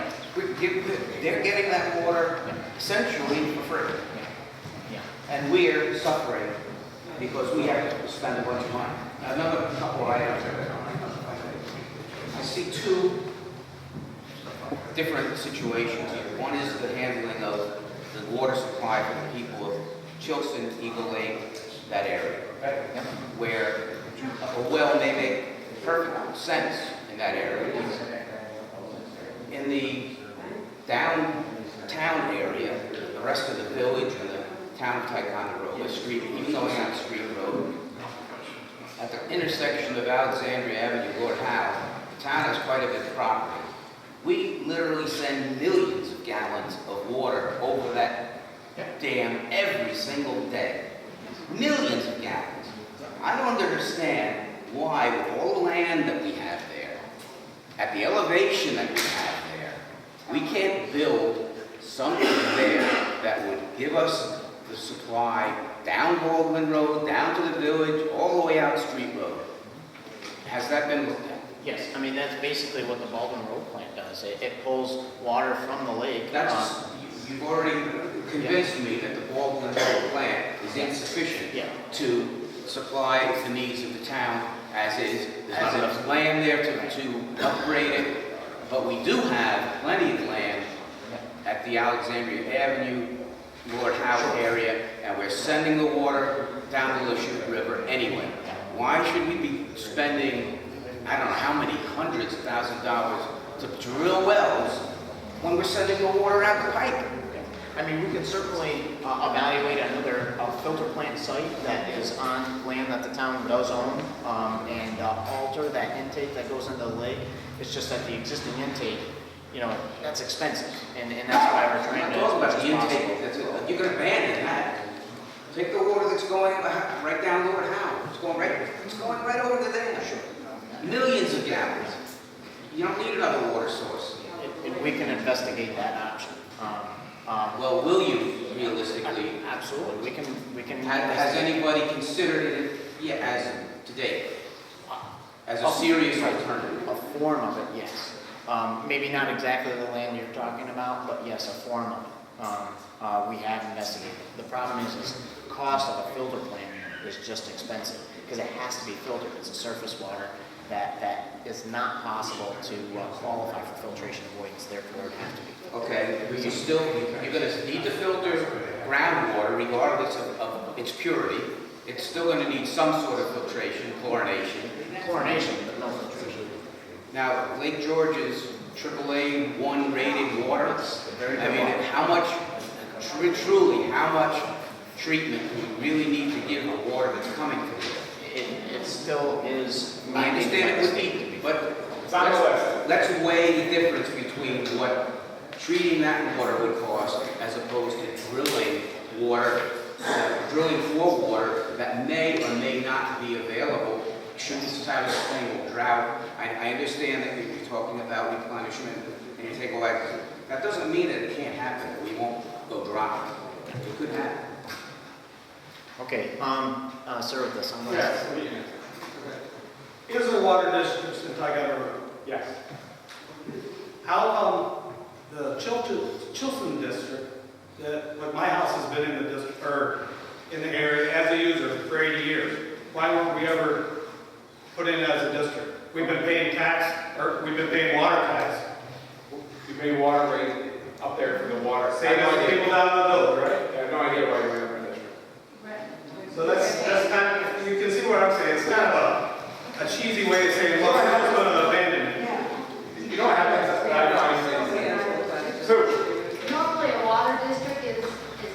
established by the people coming to the town board and asking that a water district be established. I have never seen the town board establish a water or a sewer district without the people requesting it. And that's why there's some districts that were requested by the residents. And just to answer your question, out-of-district users, we'll get to your question right next. Out-of-district users, it tends to grow. You know, a couple people tie onto a line, and then somebody may have a problem with a well, and it's more economical or more efficient for them to tie onto the line, and it just kind of grows. And Most of us have been yeah, in the district on the source since it was put in. yeah. I don't doubt it. I would say we have a You're not alone. I know pretty good case there. other towns that have been on lines outside of districts too. But it doesn't change the need or the obligation to pay for all of the improvements that have to be made. Right? You have to do that. However, would we have any legal responsibility if we severed our lines? No, you'd be out. You could drop a well. Okay. That's going to be, honestly, that is the cost-benefit analysis for all the people in that area. Everybody that lives up there, that, number one, you got some people on the lake that couldn't drop a well, but for those of you that can, your cost-benefit analysis is going to be, do I drop my own well and say adios, or do I get into this district? And it's a lot-by-lot decision, because there are some small lots, set back from their neighbors' septic systems or their own, that couldn't drop a well. So it's not the same for everybody. But just say it for myself. Say if I decided to drop a well, and they still put a district in, then I'm legally responsible for. You may end up in a district. Still have to You pay. could end up in a district. To answer your question. I have 7 questions. Just a couple questions up front. I have 7 questions or statements, and you don't have to answer me. I just want to read them so that you hear them, please. There should be no executive sessions concerning the new water supply. Every discussion should be put open to the public. Can we agree that that should happen? No more executive sessions? Because the last executive session that you had, I thought there was a board member that was sympathetic to our problem. And when we come back to the executive session, he told me I should buy gooseneck and give the water to all the people in the lake. Explain to the people, and the town board should explain to the people what happened to the free water meters they were supposed to get, and how grant money for the new system is possibly being lost because we don't have them. When you talk about having to carry sacri, as you did, Todd, having to carry sacri on your shoulder to repair the gooseneck dam, when that is a lie, it shows you are committed to wells, and committed to wells only. To save money on electricity, to run the filtration system, has anyone looked into solar, which there are a lot of grants for, like North Hudson did with its new garage, and now they're making money because of putting in the solar systems. It might not be the best pipeline practices, but why can't transmission water lines be laid on top of the ground where the cost would be expropriate or hard to bury them? Running water does not freeze. When the village first got the water from Gooseneck Pond, they paid what was known as the village rate. Everyone that hooked onto the water line outside the village paid double the village rate and was known as a town-wide water district. Our irregularities of what public health, irregardless of what public health or the state of New York, why, as long as the town puts forth a comprehensive but complete plan for the safe drinking water, can the work not be done in stages, as there are only 3,300 taxpayers in the town of Ty. How much more can you expect people to pay? And you can answer any of those questions or you can I would, you make some comments, let's get the next comments. On the meters, again, I won't speak for town board, but I think I was actually maybe just coming to the meetings at that time when that grant went Yes, away. and meetings like this. I think you might have been there. And everybody, most of the, 99% of the people agree that we should have the water meters. Actually, And if I was at the meeting, I think it was the other way around. I think enough people came in and said, don't you put a meter in my house. And the town board said, no, that was not the case. The majority of people agreed to the free water meters when it was explained to them why we were getting them and how we would possibly get more grants for our future water system at that time. And now we don't have them, and the people should know why we don't have the free water meters.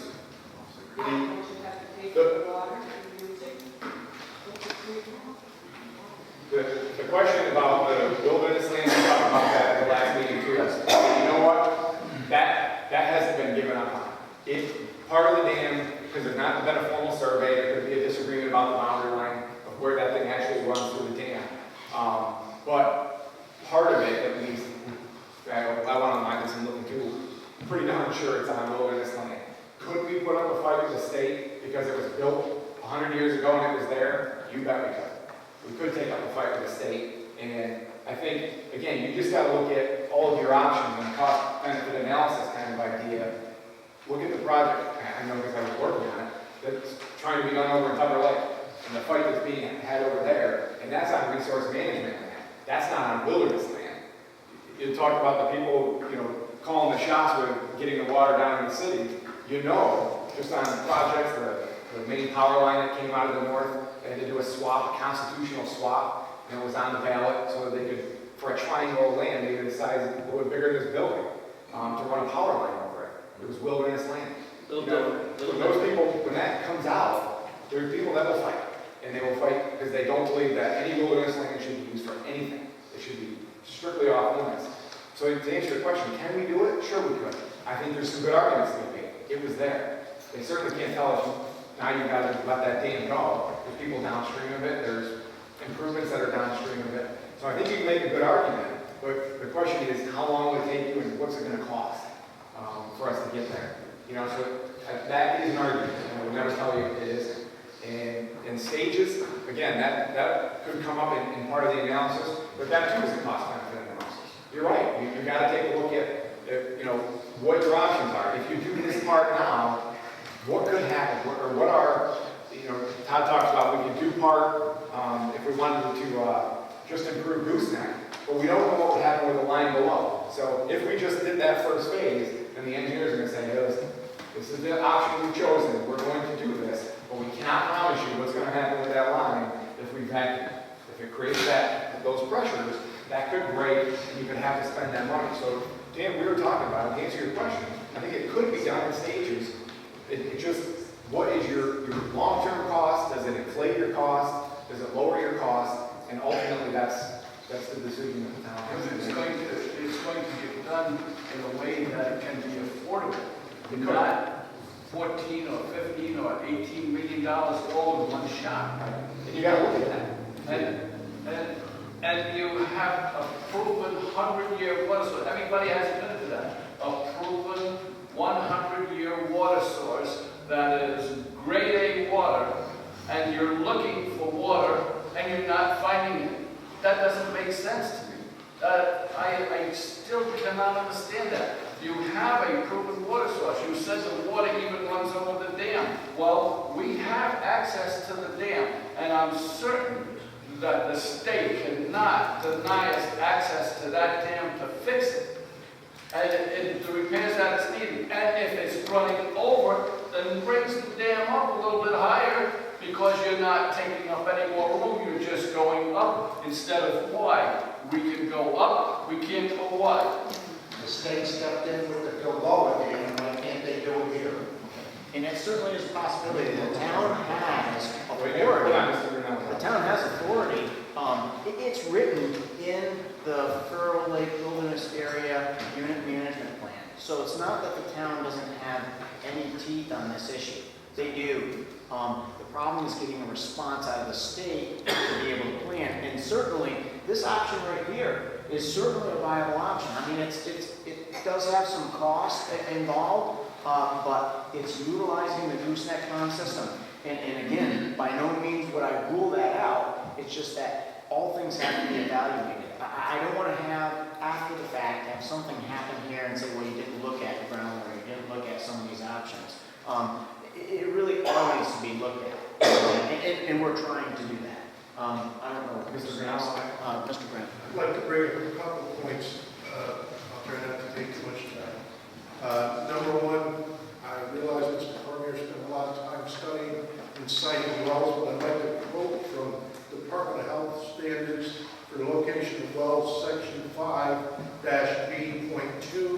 A well shall be located up gradient from any potential or known source of contamination unless property boundary, site topography, location of structures, and other considerations require different locations.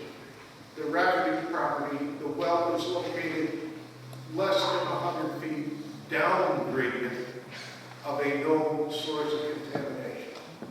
I understand there are ways to mitigate that contamination, but they all come at a cost. I think we're looking down too narrow a tunnel. Okay?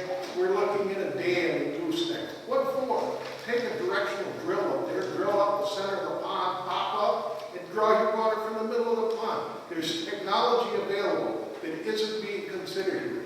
The pipe laying on top of the ground is a huge issue. No, it's not. Pipe is laid on top of the ground or above the ground all the time. IP has got a what? 5-foot effluent line going from the middle of the Ross farm? Doesn't seem to be an issue there. The oil pipeline in Alaska, yep, they've had a break. Why not? Pipes wear out, they do break. I think that's to be expected. I think we have made a commitment to turn towards one particular source. It is not necessarily the cheapest or best source for this community. And I think we need to expand our vision, sit down with some different people maybe and have lunch and discuss some of the options.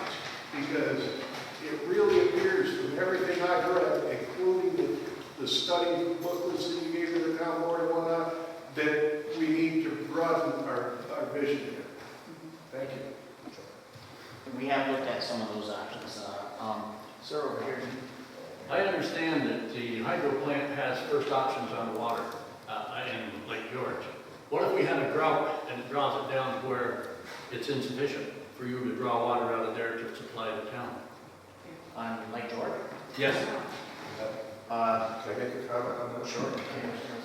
I dove to a number of times in town, and if that water drops 20-25 feet from the surface level of the lake, we're in real serious trouble. Yeah. Because it's about 25 feet from the top of the intake to the surface of the water. Right. And on top of that, it's almost unfathomable that surface area would drop 25 feet.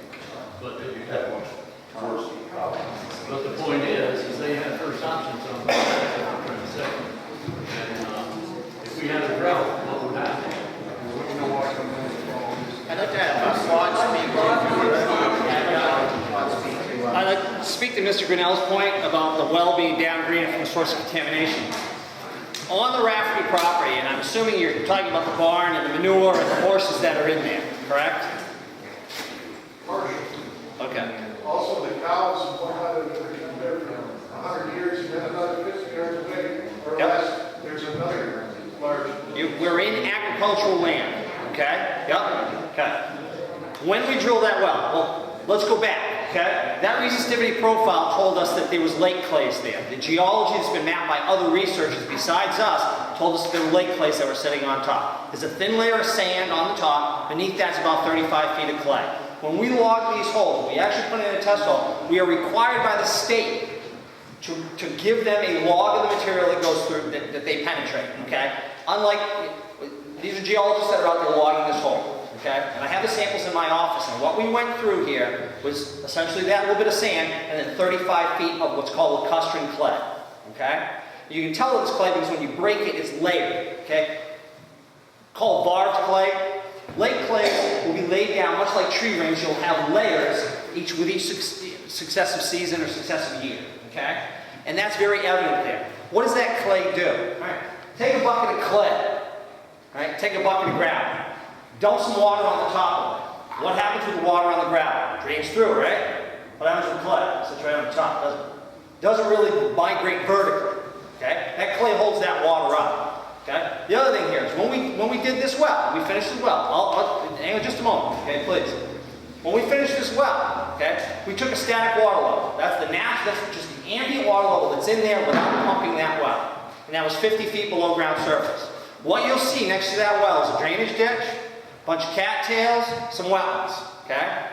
What that tells you is that water table on the top is what's called perched, okay? It is disconnected, hydraulically disconnected from the regional water table at 50 feet. It's telling you that water is not migrating vertically. Okay? Number two. Number three. A standard conventional form of treatment for surface water is a slow sand filter. That's how you remove surface water organisms. Alright? Bacteria, etc. Okay? Here, not only do you have finer grained sediment than sand, which will provide even more filtration if anything did get through, you've got clay that really doesn't allow anything to get through. Okay? Another point, the DOH and the DEC require, you're right, a setback of 200 feet, all right? Unless you have other circumstances. One of them is hydrogeology and hydrogeologic setting. And if you can demonstrate that, okay? And we've done this before on other projects. And here, I'm pretty confident that we can go to the DOH and DEC, and if we show them that static water level, and we show them that perched water table, and we show them that, they will be satisfied with knowing that that water wasn't migrating vertically. Okay? Final point, okay? Every well, every production well is required, okay, to have what's called a sanitary seal, all right? What's a sanitary seal? When you drill a production well, typically you'll start by drilling an oversized pilot hole, and you'll put in what's called a temporary surface casing to a certain depth. We would go well into that clay, all right? Then you telescope inside that with your permanent well casing, permanent well diameter. Okay? You would drill that to the bottom of the aquifer, you would telescope screen inside of that, you would retract the permanent casing, okay, to expose the screen. You would finish the well out by different methods of development, making it more efficient. And then you would inject under pressure a cement sanitary seal between that outer surface casing that goes into the clay and the inner permanent casing, and then remove the outer casing so that cement provides a sanitary seal around that casing. Therefore, that way you can't have surface water coming in and going down the outside of the casing. Typically, wells are then finished by either putting a cement slab around that, elevating it up around the surrounding ground surface, so that way you don't get surface water that collects around your surface casing. All right? Now, there are wells in operation all over the state, if not all over the country, that are constructed very similar to what I talked about. All right? Now, if you're going to have contamination, all right, you're going to have it in the form of bacteria. And all these wells, or most of them, or many of them at least, would show some signs of contamination. And yet they are in use. And they are sampled periodically, because you must submit those water chemistry samples to the Department of Health or to other regulatory bodies in other states. And they must meet drinking water standards. And there are literally thousands and thousands and thousands of groundwater systems out there that meet those standards. There are literally hundreds and hundreds, maybe even thousands in New York State that do that. Okay? And they also, if you do everything right, they do not go dry. Okay? If you go to well system, what's going to help Tilson and Eagle Lake? How are we going to get water there? Turn that right back on. I mean, we would look for a groundwater source up there. We would look for a groundwater source also up there. But again, we're just evaluating alternatives presently. We have one test well that's resulted in a significant amount of groundwater being pulled, but certainly, like for instance, this option here, which does continue the use of Gooseneck Pond, wouldn't change what exists there currently. So again, it depends on economics of what the town has found and what long-term liabilities we recognize and how the town board wants to proceed with the options that we have to date. The problem is that we haven't finished the test well period. We have a couple of other sites we have to see what the yield would be. Then we have the information to be able to make that decision. Bottom line, you're not going to cut them off from water. We're not going to shut the water line off. We're not going to shut the line off so that you don't have... One way or the other, we get water. One way or the other.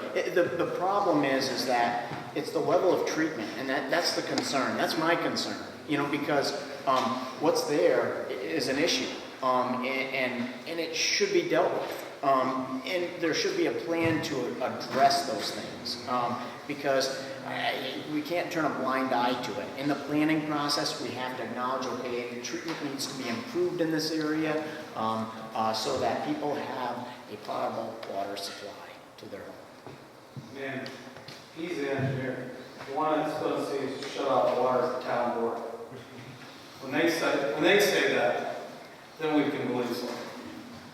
All right, ask the town board, are you going to shut Eagle Lake water off ever? I can tell you I have no intention of shutting anybody off. If I can humanly possibly help it. Okay. If you can humanly possibly. Well, but the thing of it is, if the economics of the system, if we can put together a plan that will service everybody, then that's what I intend to do. Or what my goal will be. He's saying no, and you're saying it's I'm saying that it's still all in flux, and we don't even have a definitive project. Once we have wells that are viable, again, it's going to be the economy, and then how many people will sign to commit to belong to the water district and say, yes, we want the town to continue to service. That will be what will drive the decision ultimately. Because we can't use money, we can't spend money to benefit people that aren't in the codified water district. That's town law, right? If I'm wrong, right? So you're going against town law. We've been serviced for 80 years. For years.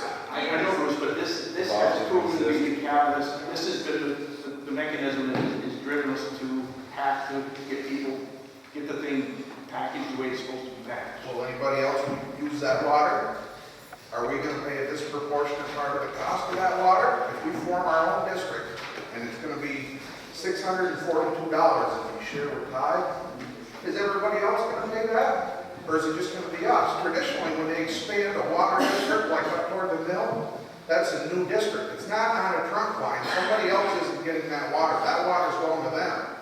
If you form a district and we pay more than everybody else for water that's going to them for a lesser cost, that's really bad. And if you looked at page 5 on the picture up there, there was a lot of warnings you got 22, 23 years ago.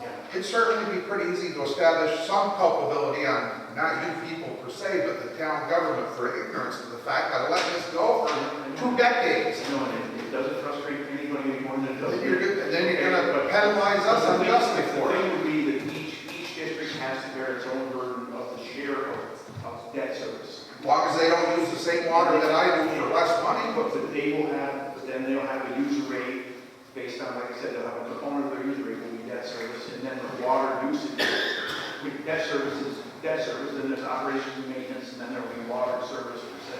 I understand The that. water system hasn't had that. The water fees in Chilton haven't had that for the last 8 years. Absolutely. We are our own district. They do, Bruce, but the thing of it is though, when you have an approved district by the state, each segment of it has to bear its own cost. If you have a big break in Chilton, or something that's exclusive to the people in Chilton or your area, then that area would have to pay to make that repair. Okay, that's why it would be different. We're part of the source. We're part of the source. We're not an extension of it. The whole system was designed, it wasn't designed to be it was a transmission system. What you're tapping into is a transmission system, not a potable water district. Yeah, that falls all to that service district or wherever you call it. Right. Well, that's a really interesting thing that just came to light quite recently. recently. I'm sure nobody knew that. We all assumed we were in some sort of district. And like I said, this is premature, but I'm glad that it happened. I'm glad that everybody came out. I'm glad that everybody got the same information. And again, it's going to be a big decision for all of us. If the water main stops at the reservoir, we pay more, that's fair. But if the water keeps going to the village and we have to pay more, that's really not fair, because it's not like they're pumping it to our house. If the worst case happens and we find the district is not economically feasible, is there any way that the residents can get help as far as grants or low interest loans or anything else for a while? Yes, yes, and that's actually part of why I said the project actually, it exceeds what, like that 14 million or that $14 million threshold. Once it goes beyond that, it has to be split into two projects. But then that group of people can actually file for their own grant and their own loan to make improvements up there. That has been the case in other instances where people have been tied to, say, a raw water main. That was the case in Mariah, for instance. Just recently, there was a project that took place where people were tied into a raw water main, and for years they knew they were tied to it. There wasn't anything that could be done. They were continued to be served just the way that they were, but those applications went into the state, and they were awarded the funds to be able to put that system in. 1.8 million. Yeah, 1.8 million, all grant. Again, I'm not saying it would happen here, but give me the ability to do it, because I'll fill out the application. But I can't fill out the application if you're not on the list, because the state will just throw it out. And I can't say it more emphatically. Give me the opportunity to do it, and I'll fill out the application. As being a water user, not in the district, we have paid double the regular user fee in the village. Does not account for something as part of your district formation? I mean, that's got to be taken into consideration, because all the while the water was controlled by the village before it became a town. We paid double for our water, so we were paying more, even though it ran over our property and it ran right through our front yard. We're still paying double for the water that the village users were using. That should go towards the cost of forming a water district out there. We should be a free water district. We should be a water district, yes, but we should be a free water district and equal to everybody else in this new water system. We've already paid our debt. And my gut tells me to agree with them, but I'm sure this fellow here, the legalities of it all. I mean, the whole thing would be we have to have it built in such a way that it'll pass legal, the Office of Control has to approve any district is formed, first of all. And again, then we have to have a project that is affordable. I mean, I talked to the fellow at EFC, the name of Chris Rienzo, and he just flat out told me on the phone that the town can't afford this. And they gave us the grant award letter and everything, with all these caveats and milestones, and things that we're going to have to excel at and achieve in order to get the funding that they promised us already. So I mean, this is a huge maneuver for the town, because we don't have codified users. I mean, right now, if you choose not to pay your water rent, okay, the only thing the town can do is pursue a civil action against you. You might back up and move to Florida, and we've got nothing. So in terms of collateralizing that loan, looking at hard assets that the town would own, without being in a district, we've got nothing. So the fact that people were put into a district, it would bind it all up and say, yeah, we have committed people, and this is something that we can use to Well, that's, I mean, don't you think we have already paid our debt as far as the water district is concerned? It's being formed. I can't answer that thing. I'm sure there's legal. You know what, in the end, it comes down to within the town, it's taxpayer, that's taxpayer. That's what it'll come down to. Well, it should all be. For 30 years, we should have done this. This is all right. This is all new though. But we're technically starting from scratch. Technically, we have no water supply. I mean, basically, it's what you're saying. Gooseneck is no good. Lake George is no good. So we're drilling wells. So everybody is starting from scratch. So shouldn't everybody pay their fair share if they want to be in a water district? And if it boils down to it's $5 million or $20 million, then every water user pays an equal share. It shouldn't be Street Road pays $50, in the Main Street pays $100, and Chilton pays $500. That's not fair. It's not fair. That's what I want. Now, is everybody going to be taxed the same? Now, are you going to have meters you use so much, and that's what you pay for? Is that how it's going to go, or is it going to be the same, water? That's all you're right now.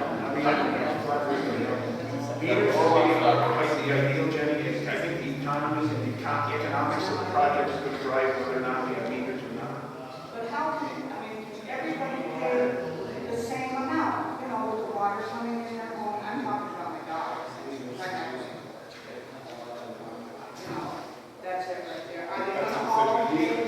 The town board has passed a resolution authorizing our engineer to seek, once again, to Is seek it the going to be grant more, funding. like you said, for one and not the other? Is it One tax, district. their water tax? We don't know yet. We don't know. Is it going to be the same amount? Like I paid $86 for my dog every month. Up there in Chilton, it's on the old Chilton. Yeah, that's what we'd like to do. A couple quick questions. I'd like to hire, how are you going to verify the surveys as you come in? Yeah, the income survey. Actually, what process are you going to use to verify? Actually, when you go to the IDA, it's a lot of them, it's a whole number that's not on. Some people look at it, but that can be tied to the physical address. We version cut it off. It's tough figures. But those surveys are still available within the broader context of the income survey. It's still in some holes that are too short on one They must. But I'm asking you, what goes to the survey and verify the survey? You're going to use that for an income reporting standpoint. Is that verifiable? Statistically, they know how many are right, how many are wrong, how many are fudged. I guess by statistical analysis. To answer your question, they don't ask for your tax returns. What's your next question? And the second question is, after you, if you went ahead and established a system for children, is there going to be an additional charge for each one of the guys that took on this line? And if so, what's that cost going to be? I don't know about rates. Can you, An additional, somebody help me here? if somebody weren't on the system and then tapped into it after the fact, is that what you're asking? Well, how are you going to put them on that system? Are you going to use the addition? Can I let Sue speak to that? Sue, he's asked a question about the rates, what the rates will be. No, I'm not asking about the rates. Are you going to run another pipeline up there that you're going to have to connect into, or are you going to use what's existing? Some sections we could use that are existing. And are you? For instance, say if Eagle Lake and Chilton were on their own, the water flow through the pipe would be much less, so we'd have a higher potential for freezing. So we can only reuse sections that were appropriately buried. And there are some sections that are buried, but there's other sections that we would have to replace because it's not buried deep enough. And then we would reconnect those users that are along that section to be able to serve everybody. But for instance, if the people in Eagle Lake wanted a district, but then the people getting toward the divide did not because they had bigger lots, what we would do is we'd sever the line in that location and use a stretch of it in that shorter area. That would decrease the capital costs to make those improvements significantly and make it more affordable for that small group of users. The big difficulty is this area is so broad and so long. It's an incredible amount of infrastructure for so few people. I mean, I understand 120 or 140 isn't really very few, but when you consider the amount of infrastructure that it takes, it's ridiculous. There's a lot of different scenarios. But yes, there's sections we would run with pipe to be able to do that. Thank you. One of the issues that was brought up was meters, and I did attend some meetings last year where meters were discussed. And I believe the vast majority of people were against meters, not for meters. And I don't think that that was a very good decision to not have meters. First of all, we've got so much water being wasted in this town because we don't have meters. And how much of that water goes right back to the sewer treatment plant and gets treated unnecessarily. We've got a huge expense. One leaking toilet is over 10,000 gallons in a day. And we've got people that admitted that they run their water year-round, especially in the winter, to prevent freezing because the water line isn't deep enough. So we've got all this water going through the pipes, being treated unnecessarily. We probably need 50% of the water that we're using in the town. They figure typically, statistically, 40% reduction. You wouldn't even have meters. Right, 40%. 40%, and then they would pay a dividend at the wastewater treatment plant, because you wouldn't have to treat it twice. Well, The that thing in itself would be a benefit to the taxpayers because our costs would immediately drop. It's like a $4 to $6 million project, I think is what it was. A water meter project for this town. We had, at the time, there was a grant available. There was a grant available, that's correct. And now, I guess that grant is gone. Well, Saranac Lake got the grant, and then it didn't turn out, I don't know, did they ever finish their project? I think the point is that the town board has to take a stand and say, whether you like it or not, you're getting a meter. And let's take the town board, take a stand. You're going to get a meter. You like it or not. I mean, it's the only fair way. You pay for what you use. Make sure you come back when that topic comes up.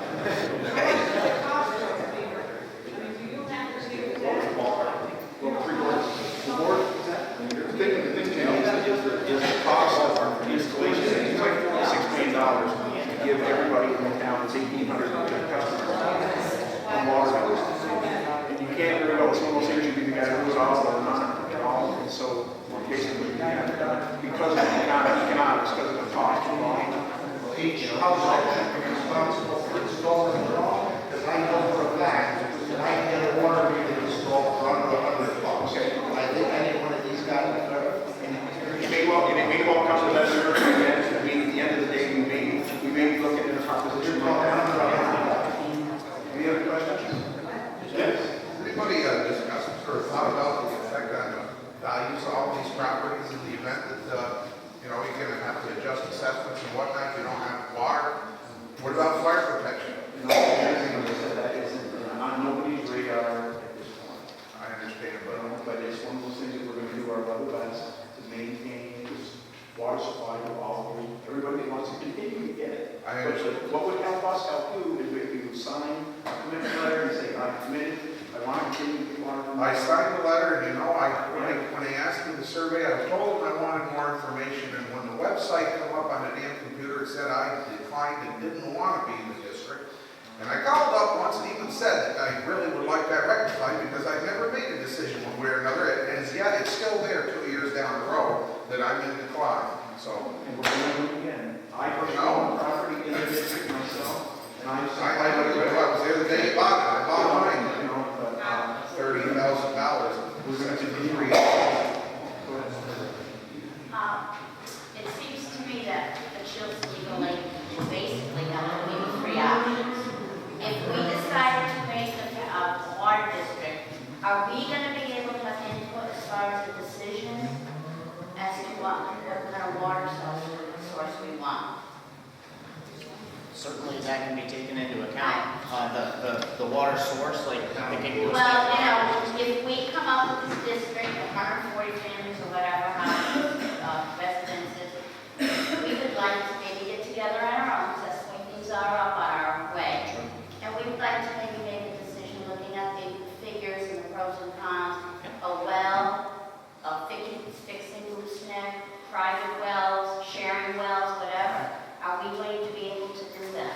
Absolutely. I mean, let me just back up just a little bit. Certainly for the planning piece, we would listen to the public and see exactly what would be the best fit for up there. Obviously, economic factors and so on. But that would be your decision because you guys would be paying that bill. The other facet of it, me think, there was a legal issue that I was thinking of regarding that. The grant part of it is you won't necessarily get the funding for the source you want if it's more expensive. Meaning, if there's a more reliable and cheaper source, that's what your financing is going to be based Well, on. again, that information can be Yeah, given to right. us. Yeah, And absolutely. hopefully democratically, he can make that decision up in Chilton and if you go in. Yeah, and also, Also, the town board has to vote. It's the town board as a legislative body has to make the final decision, but like tonight and different decisions that get made, you got come to the I public. understand the town has to do that, but I just want to make sure that we definitely will have some input. yeah, and you have the final say because any district decision is subject to permissive referendum. In other words, you guys have no input. You guys can, put a petition before the board or direct some things, as that project moves along. Right now, what the town is doing for the districts that they have, that's, correct me if I'm wrong, I don't believe that is subject to permissive referendum, the bar on, but it would be for a new district, and certainly for you And I guys have as a well. question. Why can't, you said Street Road has a problem getting some water from the Baldwin project or whatever, Baldwin Road. Yes. Why can't there be a filtration system like using Lake Champlain water? It could. Lake Champlain is nowhere near the quality of Lake George water. And the town doesn't own infrastructure that's capable of delivering that water into the community. In other words, it's probably the most cost effective still to go to Baldwin Road and to Lake George as a source. It's just that there's a little bit more investment that needs to be made there. Lake Champlain is certainly an option. It's just that it's not as clean. Not as clean as Lake George. Well, take the water from right where the chute goes and it'll be clean enough. Yes, sir. Yeah, back in the 90s, the Eagle Lake Property Owners Association put fire hydrants along that lake. They paid for them. They were installed in there for fire protection. You take our water away, we lose our fire hydrants, we lose our fire protection, they're going to have draft water, our fire insurance is going to go up, our homeowners insurance is going to go up. You are just going to knock us right out of the box. That is similar to your comments. That's part of the cost benefit. And the property values have got to go down. That's the intangibles, right? In the cost benefit analysis of it, what's the best option for you guys? The town did not pay for any fire hydrants. The Eagle Lake Properties Association paid for those fire hydrants. Sir, the town did not pay for it.